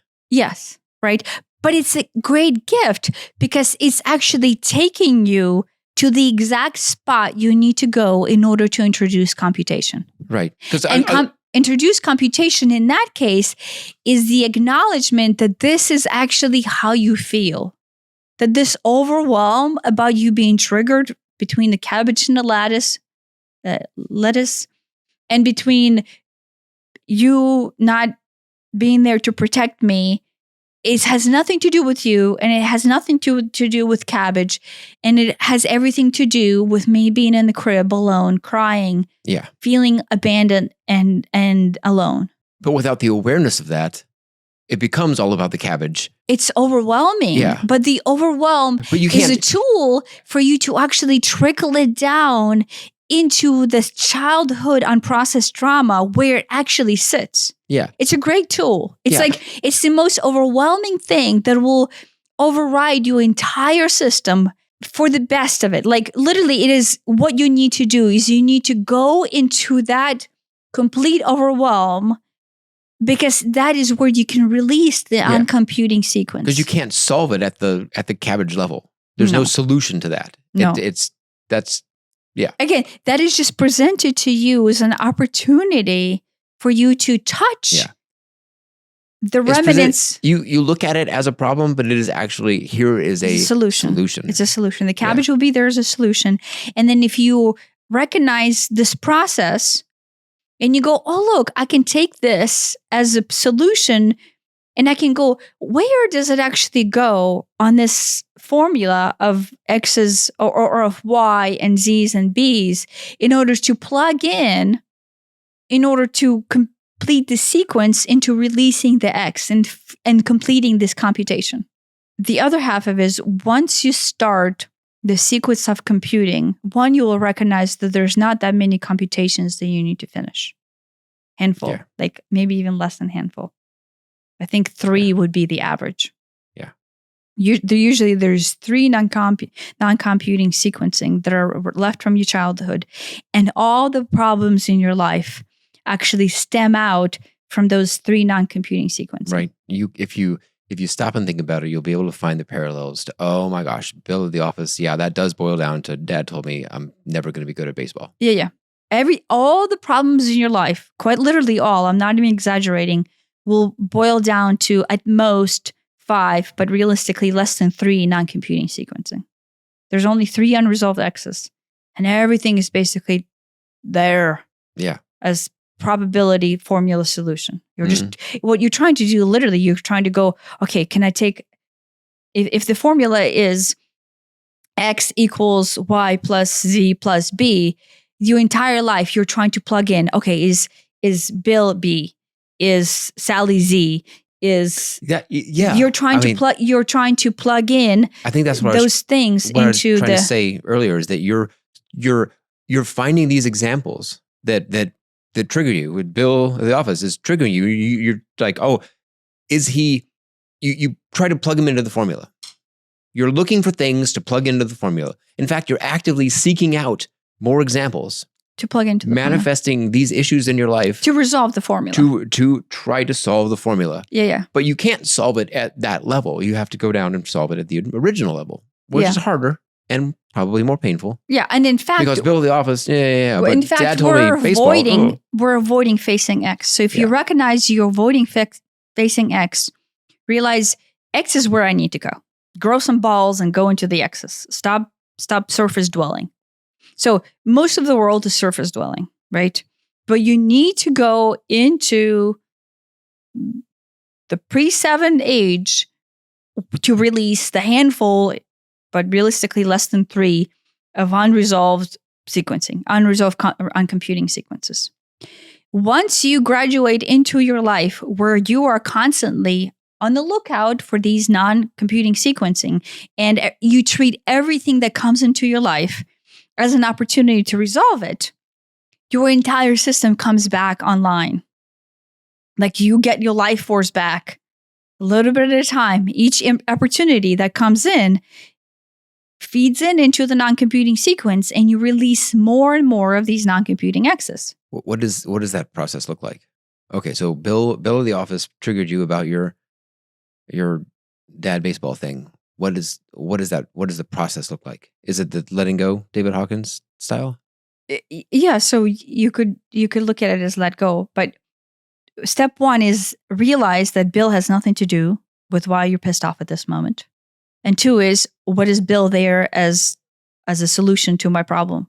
Well, but let's say you've even identified that it is baseball with that. Okay, so when you realize that you're no longer choosing to live and lie, or you're trying not to resolve the non-computation, and you want to resolve, there's an acceptance in the fact that the Bill is triggering something better. Step 1, when you are willing to face yourself, everything that you have been trying to avoid for the last 40 years, then you automatically allow the actual trigger of Bill to feed into your non-computing sequence. And by going, oh my gosh, Bill just reminds me of my dad.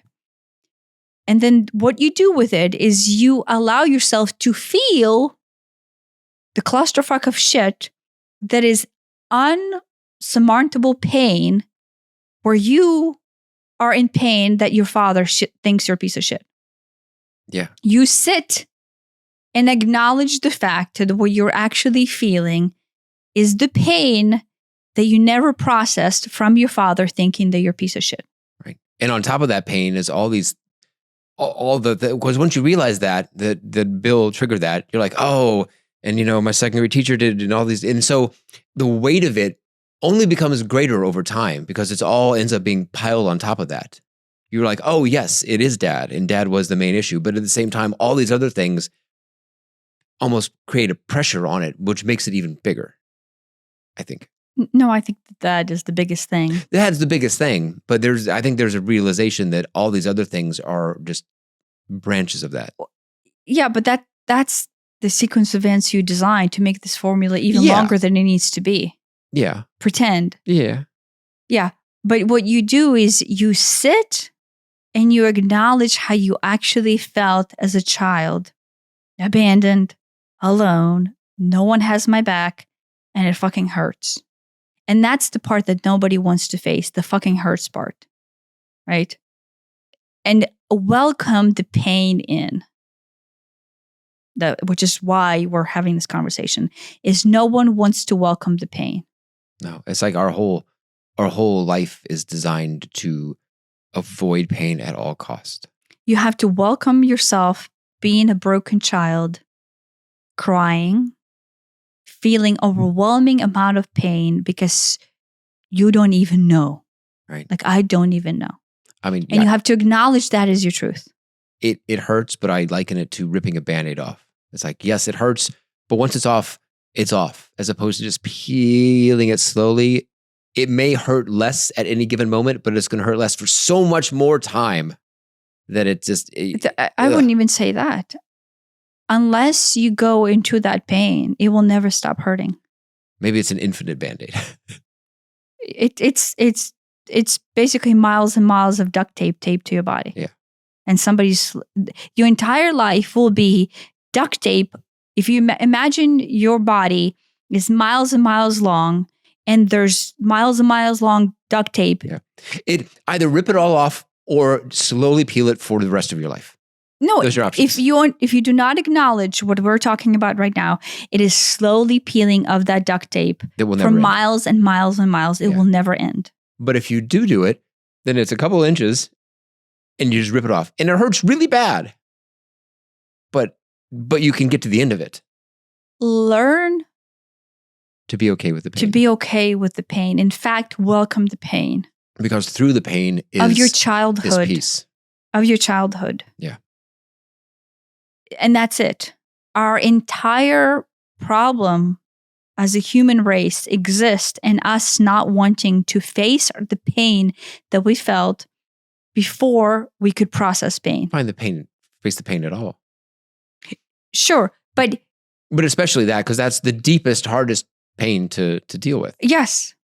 Now, I will not make any promises, but when you go into the pain of that child, the reason why it's so big is because it was never computated out into processing, into admittance. And you denied it being there, and your entire life has basically spent to be a denial into finishing of this computation.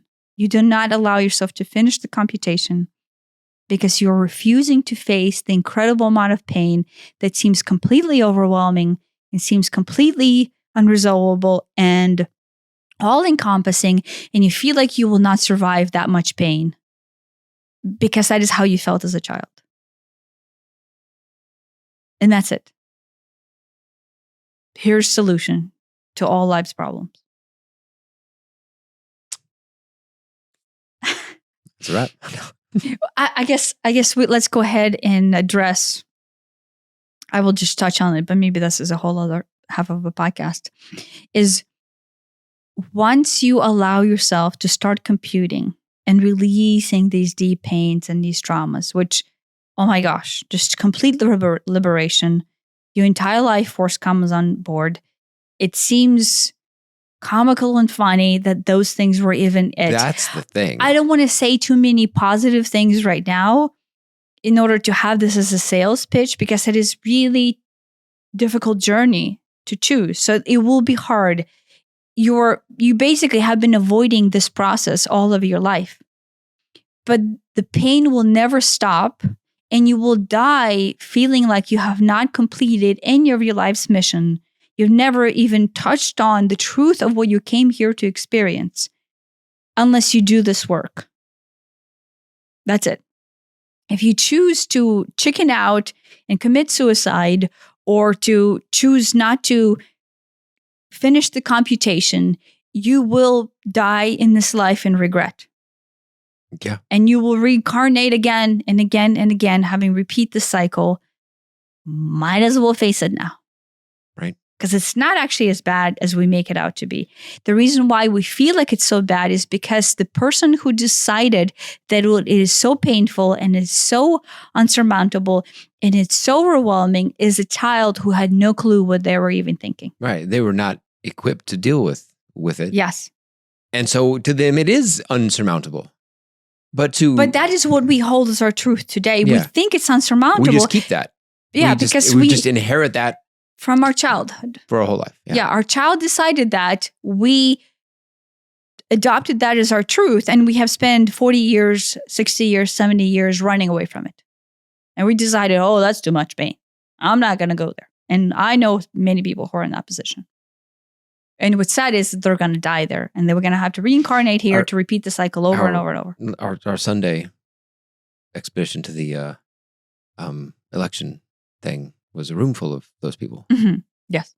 Earth is full of those people, which is fine. I'm those people. Yeah, everybody's You're those people. Yeah. Except that the pain will never end. Yeah. And it will only seem bigger. It's actually not bigger, but it will only seem bigger the more times we have opportunities to solve it. Yeah. We refuse. We will feel like we're letting ourselves down, but we will not know why.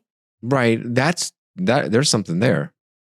And then you will be like, it's even bigger now. I feel like even shit more. And you'll be pulled into these tangents that it's Bill, oh, it's the election, oh, it's this or that. And it's not those things. Those things. No, all of those are potential solutions for you to. Right. Those are not the problems. You want them, you're like, that's the problem. If only so-and-so had won the election. If only Bill wasn't an asshole at the office. But it's not, that's not this. Getting rid of that quote problem is not the solution. No, they are the solutions. That problem is the solution. It's like, look, here you go. Here's a mirror. Look in this mirror called Bill in the office, and you'll see Dad in baseball. Yeah. So just to touch on what is the next phase. As you continue to integrate this unprocessed computations, they will simply disappear and fizzle themselves out as stuck points of energy or stuck things that your body is constantly tugging at you to resolve because you're not flowing. Your life flow is limited. Your prana is not flowing. You will be getting sick. Your bones will start deteriorating. You will have all kinds of diseases. Whatever. You will be slowly dying because you're not addressing this flow. That non-computing element gets stuck and it just bumps up against it. Yes. And you've got a handful of them, not too many, but there's a handful. Yeah. And if you can resolve one or at least partially dissolve one, because maybe it isn't all at once. Maybe it is. But the more often you do it and the longer you do it, it starts to deteriorate and lets more energy through. Yes. And eventually there's no blockage, ideally. Yeah. Yes. So eventually the entire system of your being, the entire pranic flow, the entire chakra system is actually awake and flowing in the way it was when you first came into this life. And when you were first born onto earth, I will use the unquotes for a purpose. That is what your system was at its core. There was no blockages. There was no non-computing sequencing. And so then therefore your entire system comes back on board. And then your entire being becomes feeling amazing and alive. And you have had those glimpses. Your world has presented you with those glimpses of like, what the fuck is this euphoria? Well, that euphoria is world telling you that this is what your possibility is when you allow your computations to happen. So you know how it feels. And then you get to the point where the entire system is always computing all the time. And the need to compute will sooner or later completely disappear because it's only there because at some point your system was overwhelmed with non-computation. And then when you eventually, right, this is time. We live in the linear progression. So we will linearly interpret the sequence of a new thing will introduce, you will compute it back out, and then that's another segment of your system coming aboard, and another, and another, and another. And more you have these little tidbits of your system coming back on board, the more prana will come back to flow into your life. Yeah. So that will take a while. I mean, you're just, if you imagine it as a pipe or a tube, there's just blockages in it that you're clearing out. Yeah. Or maybe you're opening a valve. Yes. Yes. The valves, all these issues are closed valves, and you can just slowly open each one, and it just lets more flow. Yes. And sooner or later, when your system becomes comfortable, because you have allowed the non-computing sequences to run their course, you will not have a need for computation. And that is when gnosis or awakening takes place. Like when people talk about a rudimentary interpretation of Jesus or Mother Teresa or our rudimentary interpretations of Buddha or any other saints, or, people who are awakened beings, let's say, this is the process that they go through. This is quite literally what awakening is. You sooner or later allow your system to run complete computations over and over and over to where you regain your pranic flow. Your entire chakra system is becoming lit. It ascends past segregation of the individual light forms of the rainbow body. It becomes one, right? The iridescent flow that people see, right? Like when we interpret Buddha, right? We see that his 7 chakra system, all of a sudden, this rainbow body becomes one, and it transcends itself into a different color light that is encompassing all the rainbow flows. Does that make sense? Right.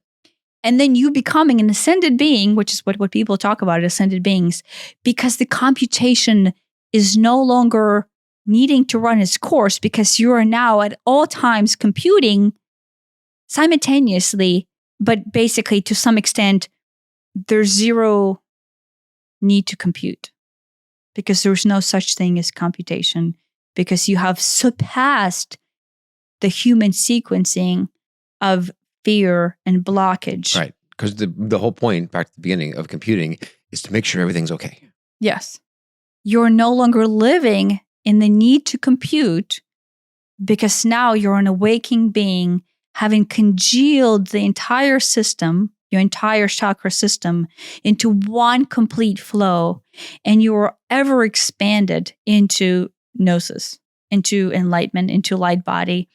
And you're, at that point, you're, do you see yourself as a human? No. In Yogananda's book, I will say this.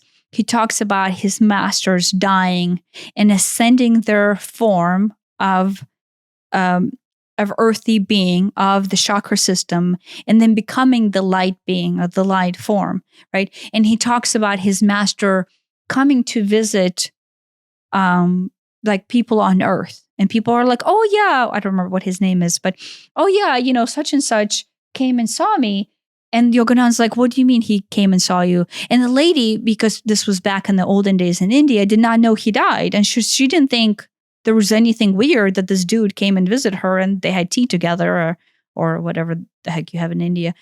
And she thought that was completely normal. And so then Yogananda's like, well, no, he's been dead for a couple of months now, so it wasn't, she's like, no, he was here. What are you talking about? Right.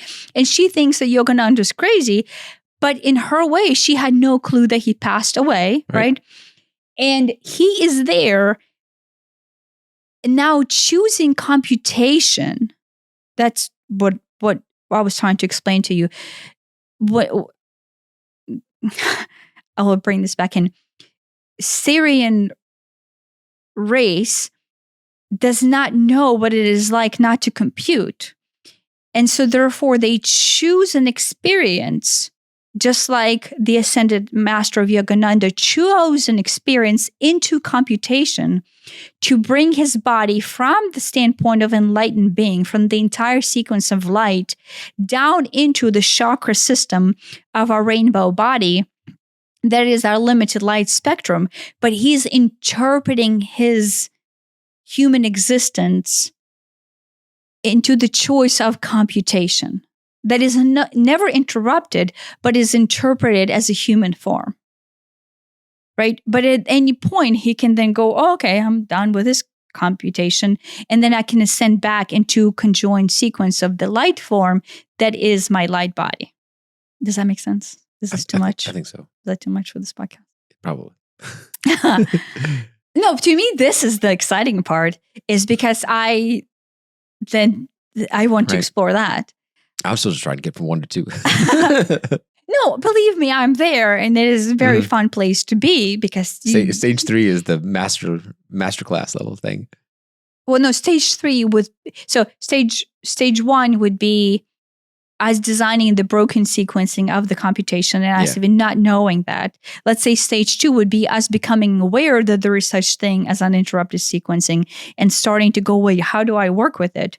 Stage 3 would be allowing the computation to happen, like allowing the system to start to compute, releasing the non-computing sequencing. Okay.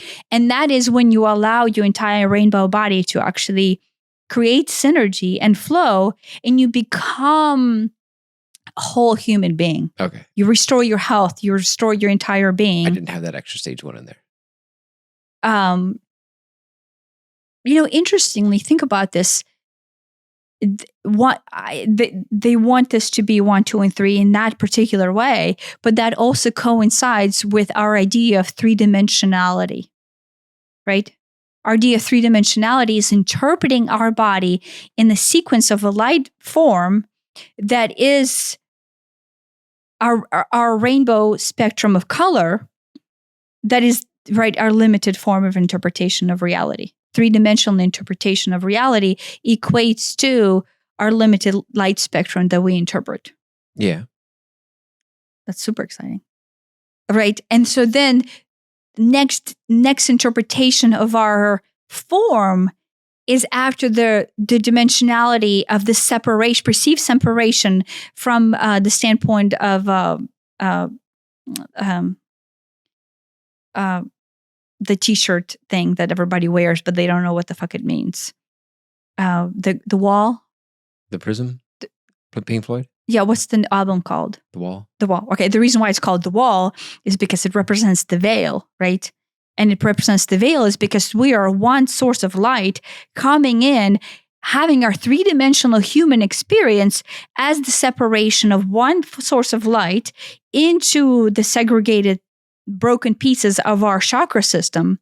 And then we get stuck in the red and the yellow and the orange and the green and the blue, and the whole thing disintegrated, and we feel lost and confused for all years of our life because we're never interpreting ourselves as one conjoined color. Then if you separate out of the wall or out of the veil and conjoin back into the light, it's one source. Okay, I see. And so that makes sense now. Does that make sense? Yeah. And so then the human experience in its next phase of experience is the complete integration of all of the light spectrum into one phase of its existence, which is one light being or light color, white color that is encompassing of the entire system. That makes sense. Okay. So, in essence, our interpretation of Earth and everything on it is actually just a split of one phase of existence where Syrians actually terminate on, and then Earth basically is buried and married and only interprets existence on the scale of that dissemination. That is very truthful to us because we're lost in all phases of it, but to them it seems silly or just like a very rudimentary interpretation of reality. So when Yogananda's teacher, right, comes back to Earth after his death, it is because he has actualized this process of integration, right, before his death, really. And then basically can flow between the state of non-physical interpretation that can then propagate itself into dissemination of one light body, one ray of light into the spectrum of interpretation of Earth. Right. Does that make sense? Right. Same thing with Jesus. The reason that he had, if you want to say, magical abilities, supernatural abilities, he had powers not available to the average person. It's because he's got this figured out. He's got this solved. He doesn't have daddy issues. Yeah. Well, I guess the Bible makes you want to think that he has daddy issues. Yeah. It's a different story. Right. It's interesting. I mean, that's a different story, but it's interesting. The Bible purposely puts all these things to where Jesus at the end has daddy issues. So instead of allowing people to ascend into their light body and to into cohesive way of being, and then transcend the human condition, and then be able to function on a lighter spectrum of interpretation. They want to end it with Jesus having daddy issues. Right. Unless that's well, look, even Jesus has daddy issues, so it's okay for you too. Maybe there's I'm no more issues. cynical, and I'm with you on the other interpretation. Yeah, but I have trust issues, so. Yes, and so the ascent. So 1, 2, 3, and then 4 is the integration of the entire light spectrum back into one ray, the wall interpretation of the T-shirt, into the truth, where the computation does not need to happen. And if you choose to have computation, that is a way for you to take your light form and propagate it out into choice of your rainbow body. Imagine like going into Buddha rainbow body backwards, right? Like, because it's kind of like a ladder. Jacob's ladder is basically that, right?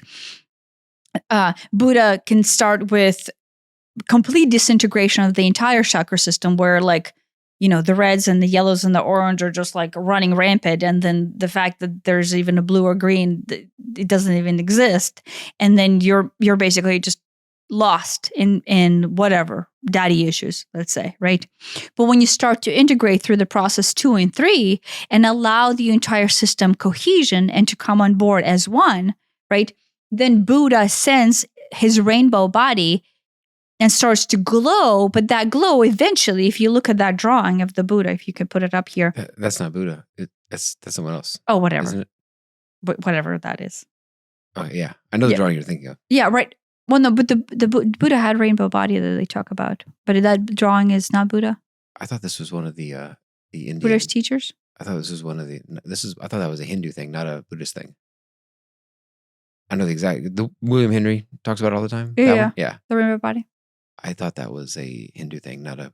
Buddhist thing. Whatever thing it is, doesn't really matter. But in that drawing, the assimilation of all the colors, right? Like feed out from the center, right? Because the reason why it's from the center is because they're all cohesively conjoined into one unit. And then you basically emanate it out and you flow it out. It kind of floods the system. And then when it reaches a certain point of a frequency upgrade, so like the circle that we see is actually a promination of frequency. And when it reaches a certain point of frequency, just all congeal together into one source, which is the light body, which is light source. But it is ascension of your body through a frequency band or dimensionality into a higher dimension, where you congeal yourself into one source that is one light that within itself holds the entire spectrum. Our color spectrum from the scientific standpoint. Yeah. No, it's super interesting that, 10 years ago, I thought the whole chakra system was just a bunch of hippie mumbo jumbo. And then, as I've learned more about it and, experienced it myself, I'm like, oh, these are not just random spots chosen. And, I'm like, no, they're very purposeful spots. They're not, someone just didn't throw a dart at a body and it hit the knee, so the knee is a shot. No, they're there on purpose. And the fact that they're the colors that they are literally the 7 colors of the modern rainbow. That's on purpose too. And of course they turn into white light. Those are constituent colors of white light. It's all very purposeful.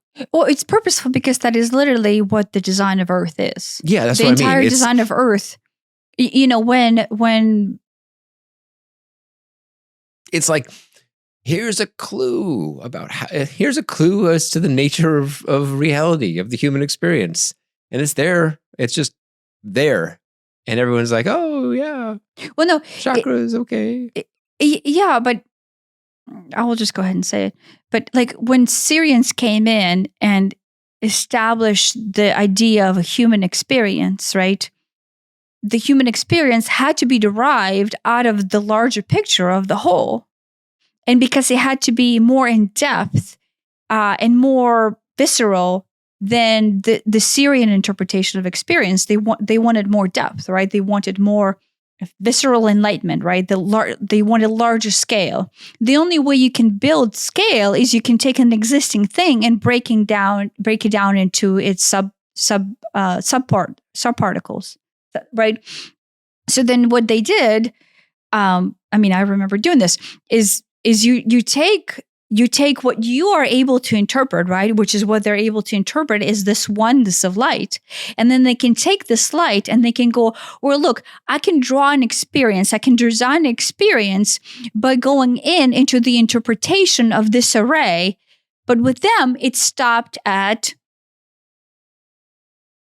knowingness of that choice. Stopped at that level 3. 4. They're at the level 4. They're conjoined. Oh, they said that they would go to. They never leave the light body. Well, the level 3 is the conjoining thereof, right? But the threshold between knowing and not goes from 3 to 4. Your light, when you conjoin, right? Level 3 is you're integrating your form and your light body and your separate parts of self get integrated back into the light.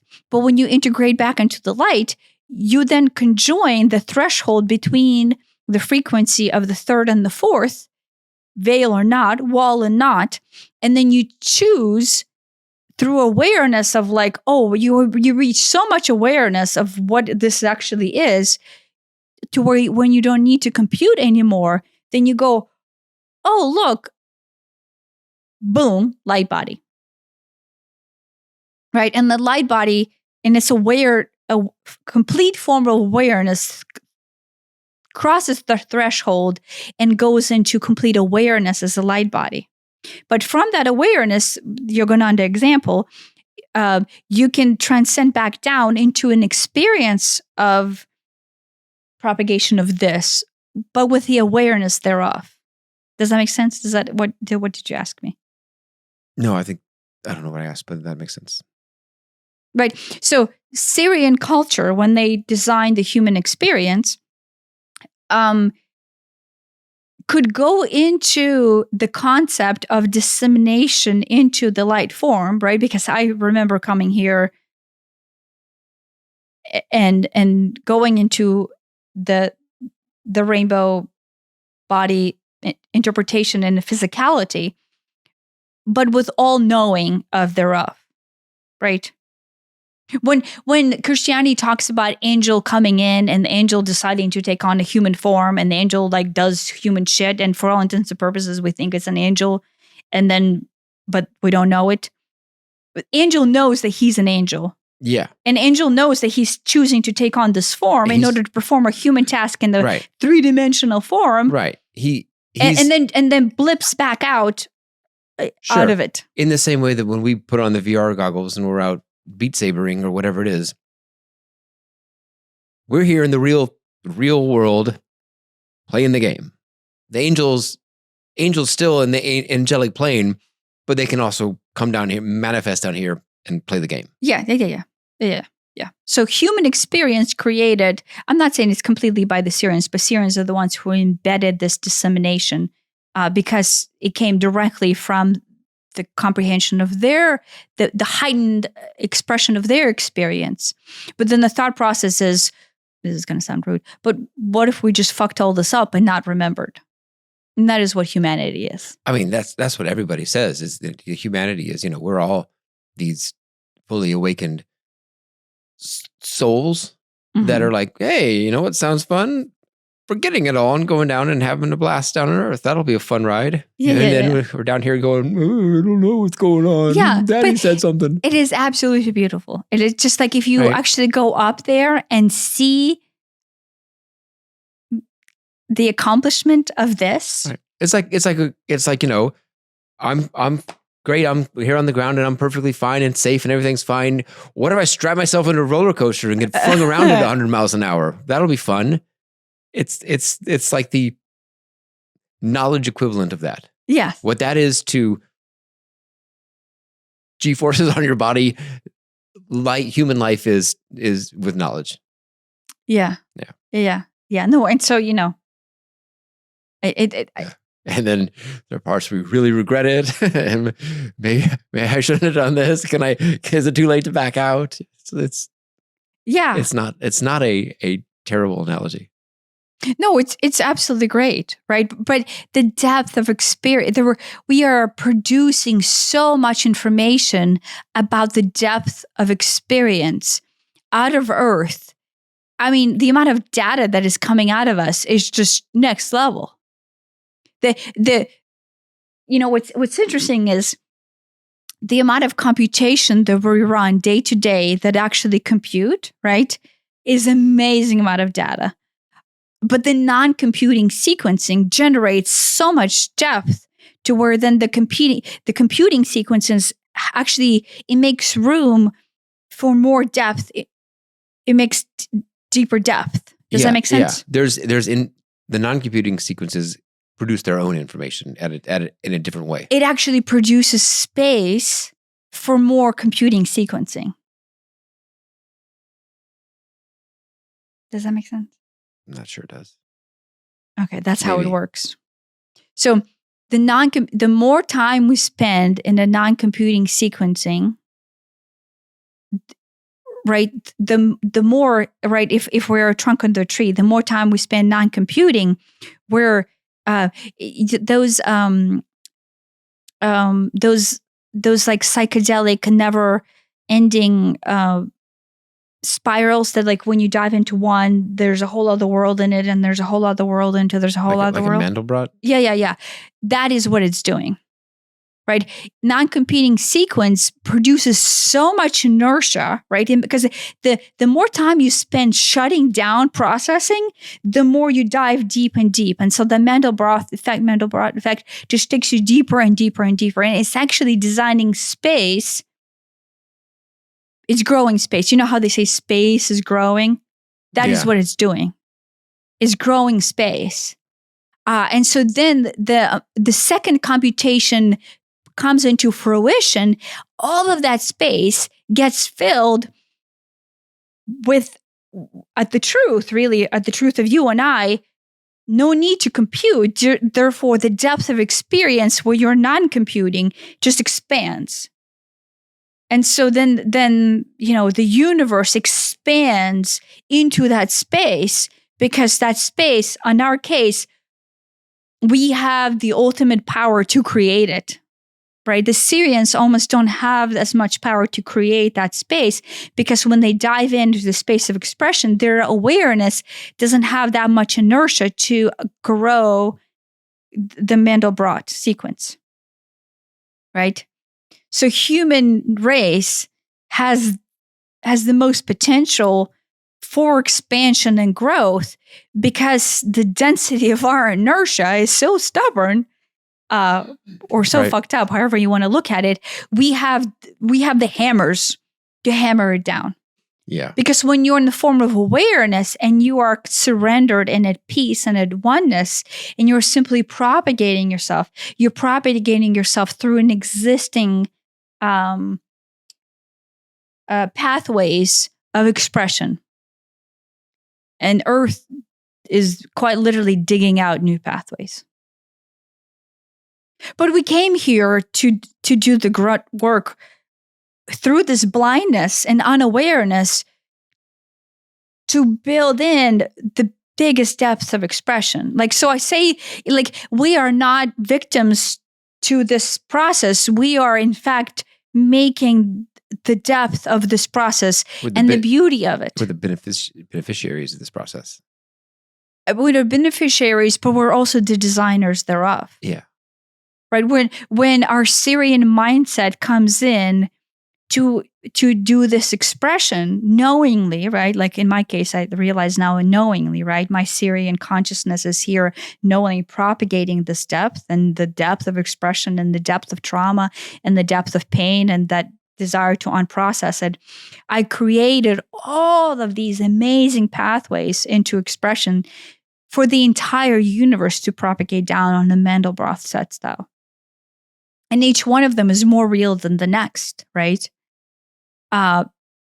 right? And it's huge. It is absolutely huge. And my gosh, the array of breath of life that we create through that is huge. That's a good example because it's like, you can look at it at any scale and it just keeps getting more. There's just more detail. The more you go down, there's just more and more and more and more, and it never ends.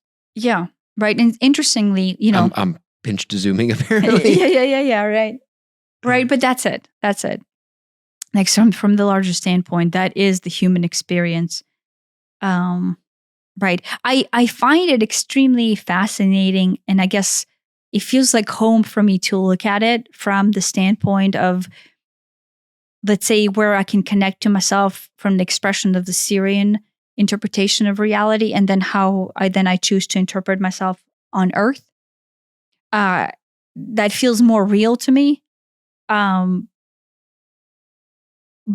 obviously, from the bottom, when you're at the bottom, it feels the most real, right? It feels, the density is so dense that is, you really believe it, right? When I'm in it, like, oh my gosh, I really believe it. That cabbage, ooh, right? And it just, that is the inertia, that is the energy. Imagine how much pain you feel when I receive the lettuce instead of the cabbage, right? Yeah, I mean, that like specifically, triggered my, well, I'm not loved now. When that happened, I was very aware of that. Yeah, but do you feel the space that it dives into? Like if you interpret the bucket of pain that you're avoiding to feel as the space, right? Yeah. I mean, it shines a light on that space.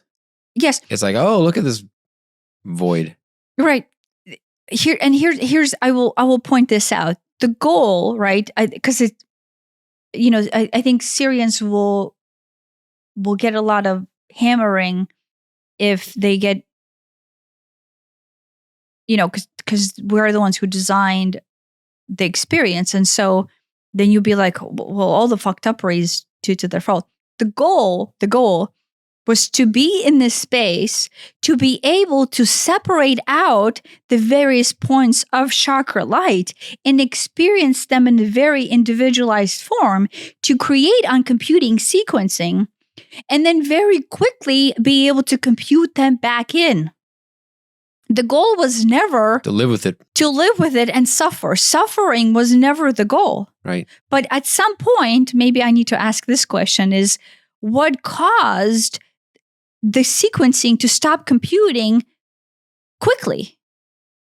Right. And humans got lazy. I don't know. We got lazy and we got complacent. We don't want to feel pain.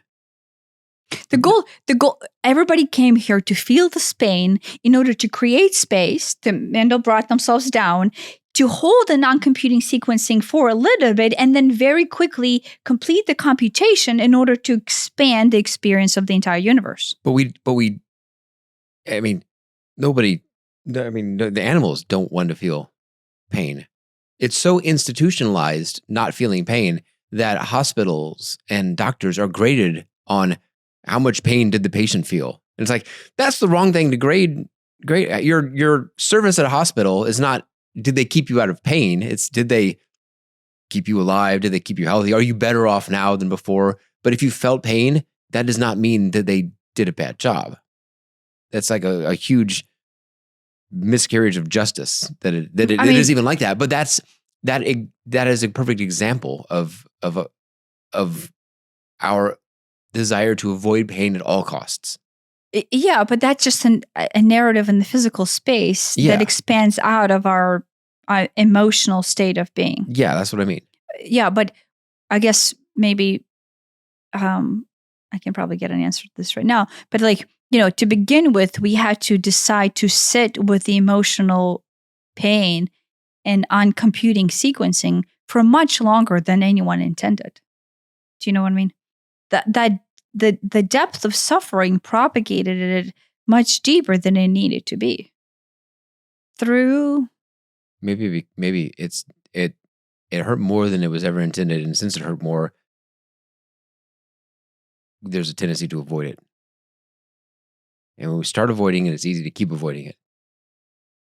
Yeah. For some reason, the depth, there was a miscalculation in how deep, how much inertia, gravitational pull, the inertia will produce to sink the experience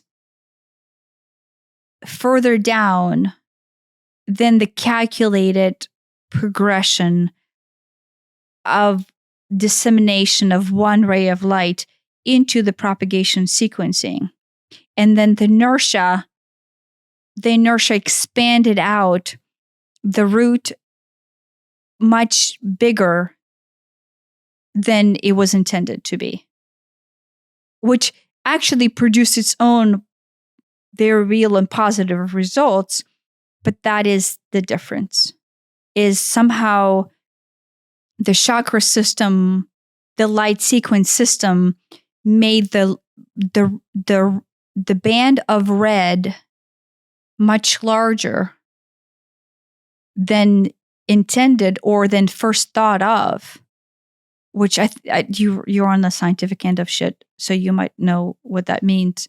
But the band of red became larger, and then therefore the experience set in its depth longer, and then thus for us to offset the gravitational pull and the inertia of that experience took longer. There are more cyclical natures of uplifting that we had to go through in order to continue to non-compute. Yeah. So how about this? Maybe this is a whole other podcast and there's a whole other question to ask, but that is the answer. Is somehow from the standpoint of light dissemination, the inertia that got produced by the red, orange, and yellow turned out to be larger, and then thus the propagational number of cycles to climb out of that spectrum in order to have the compilation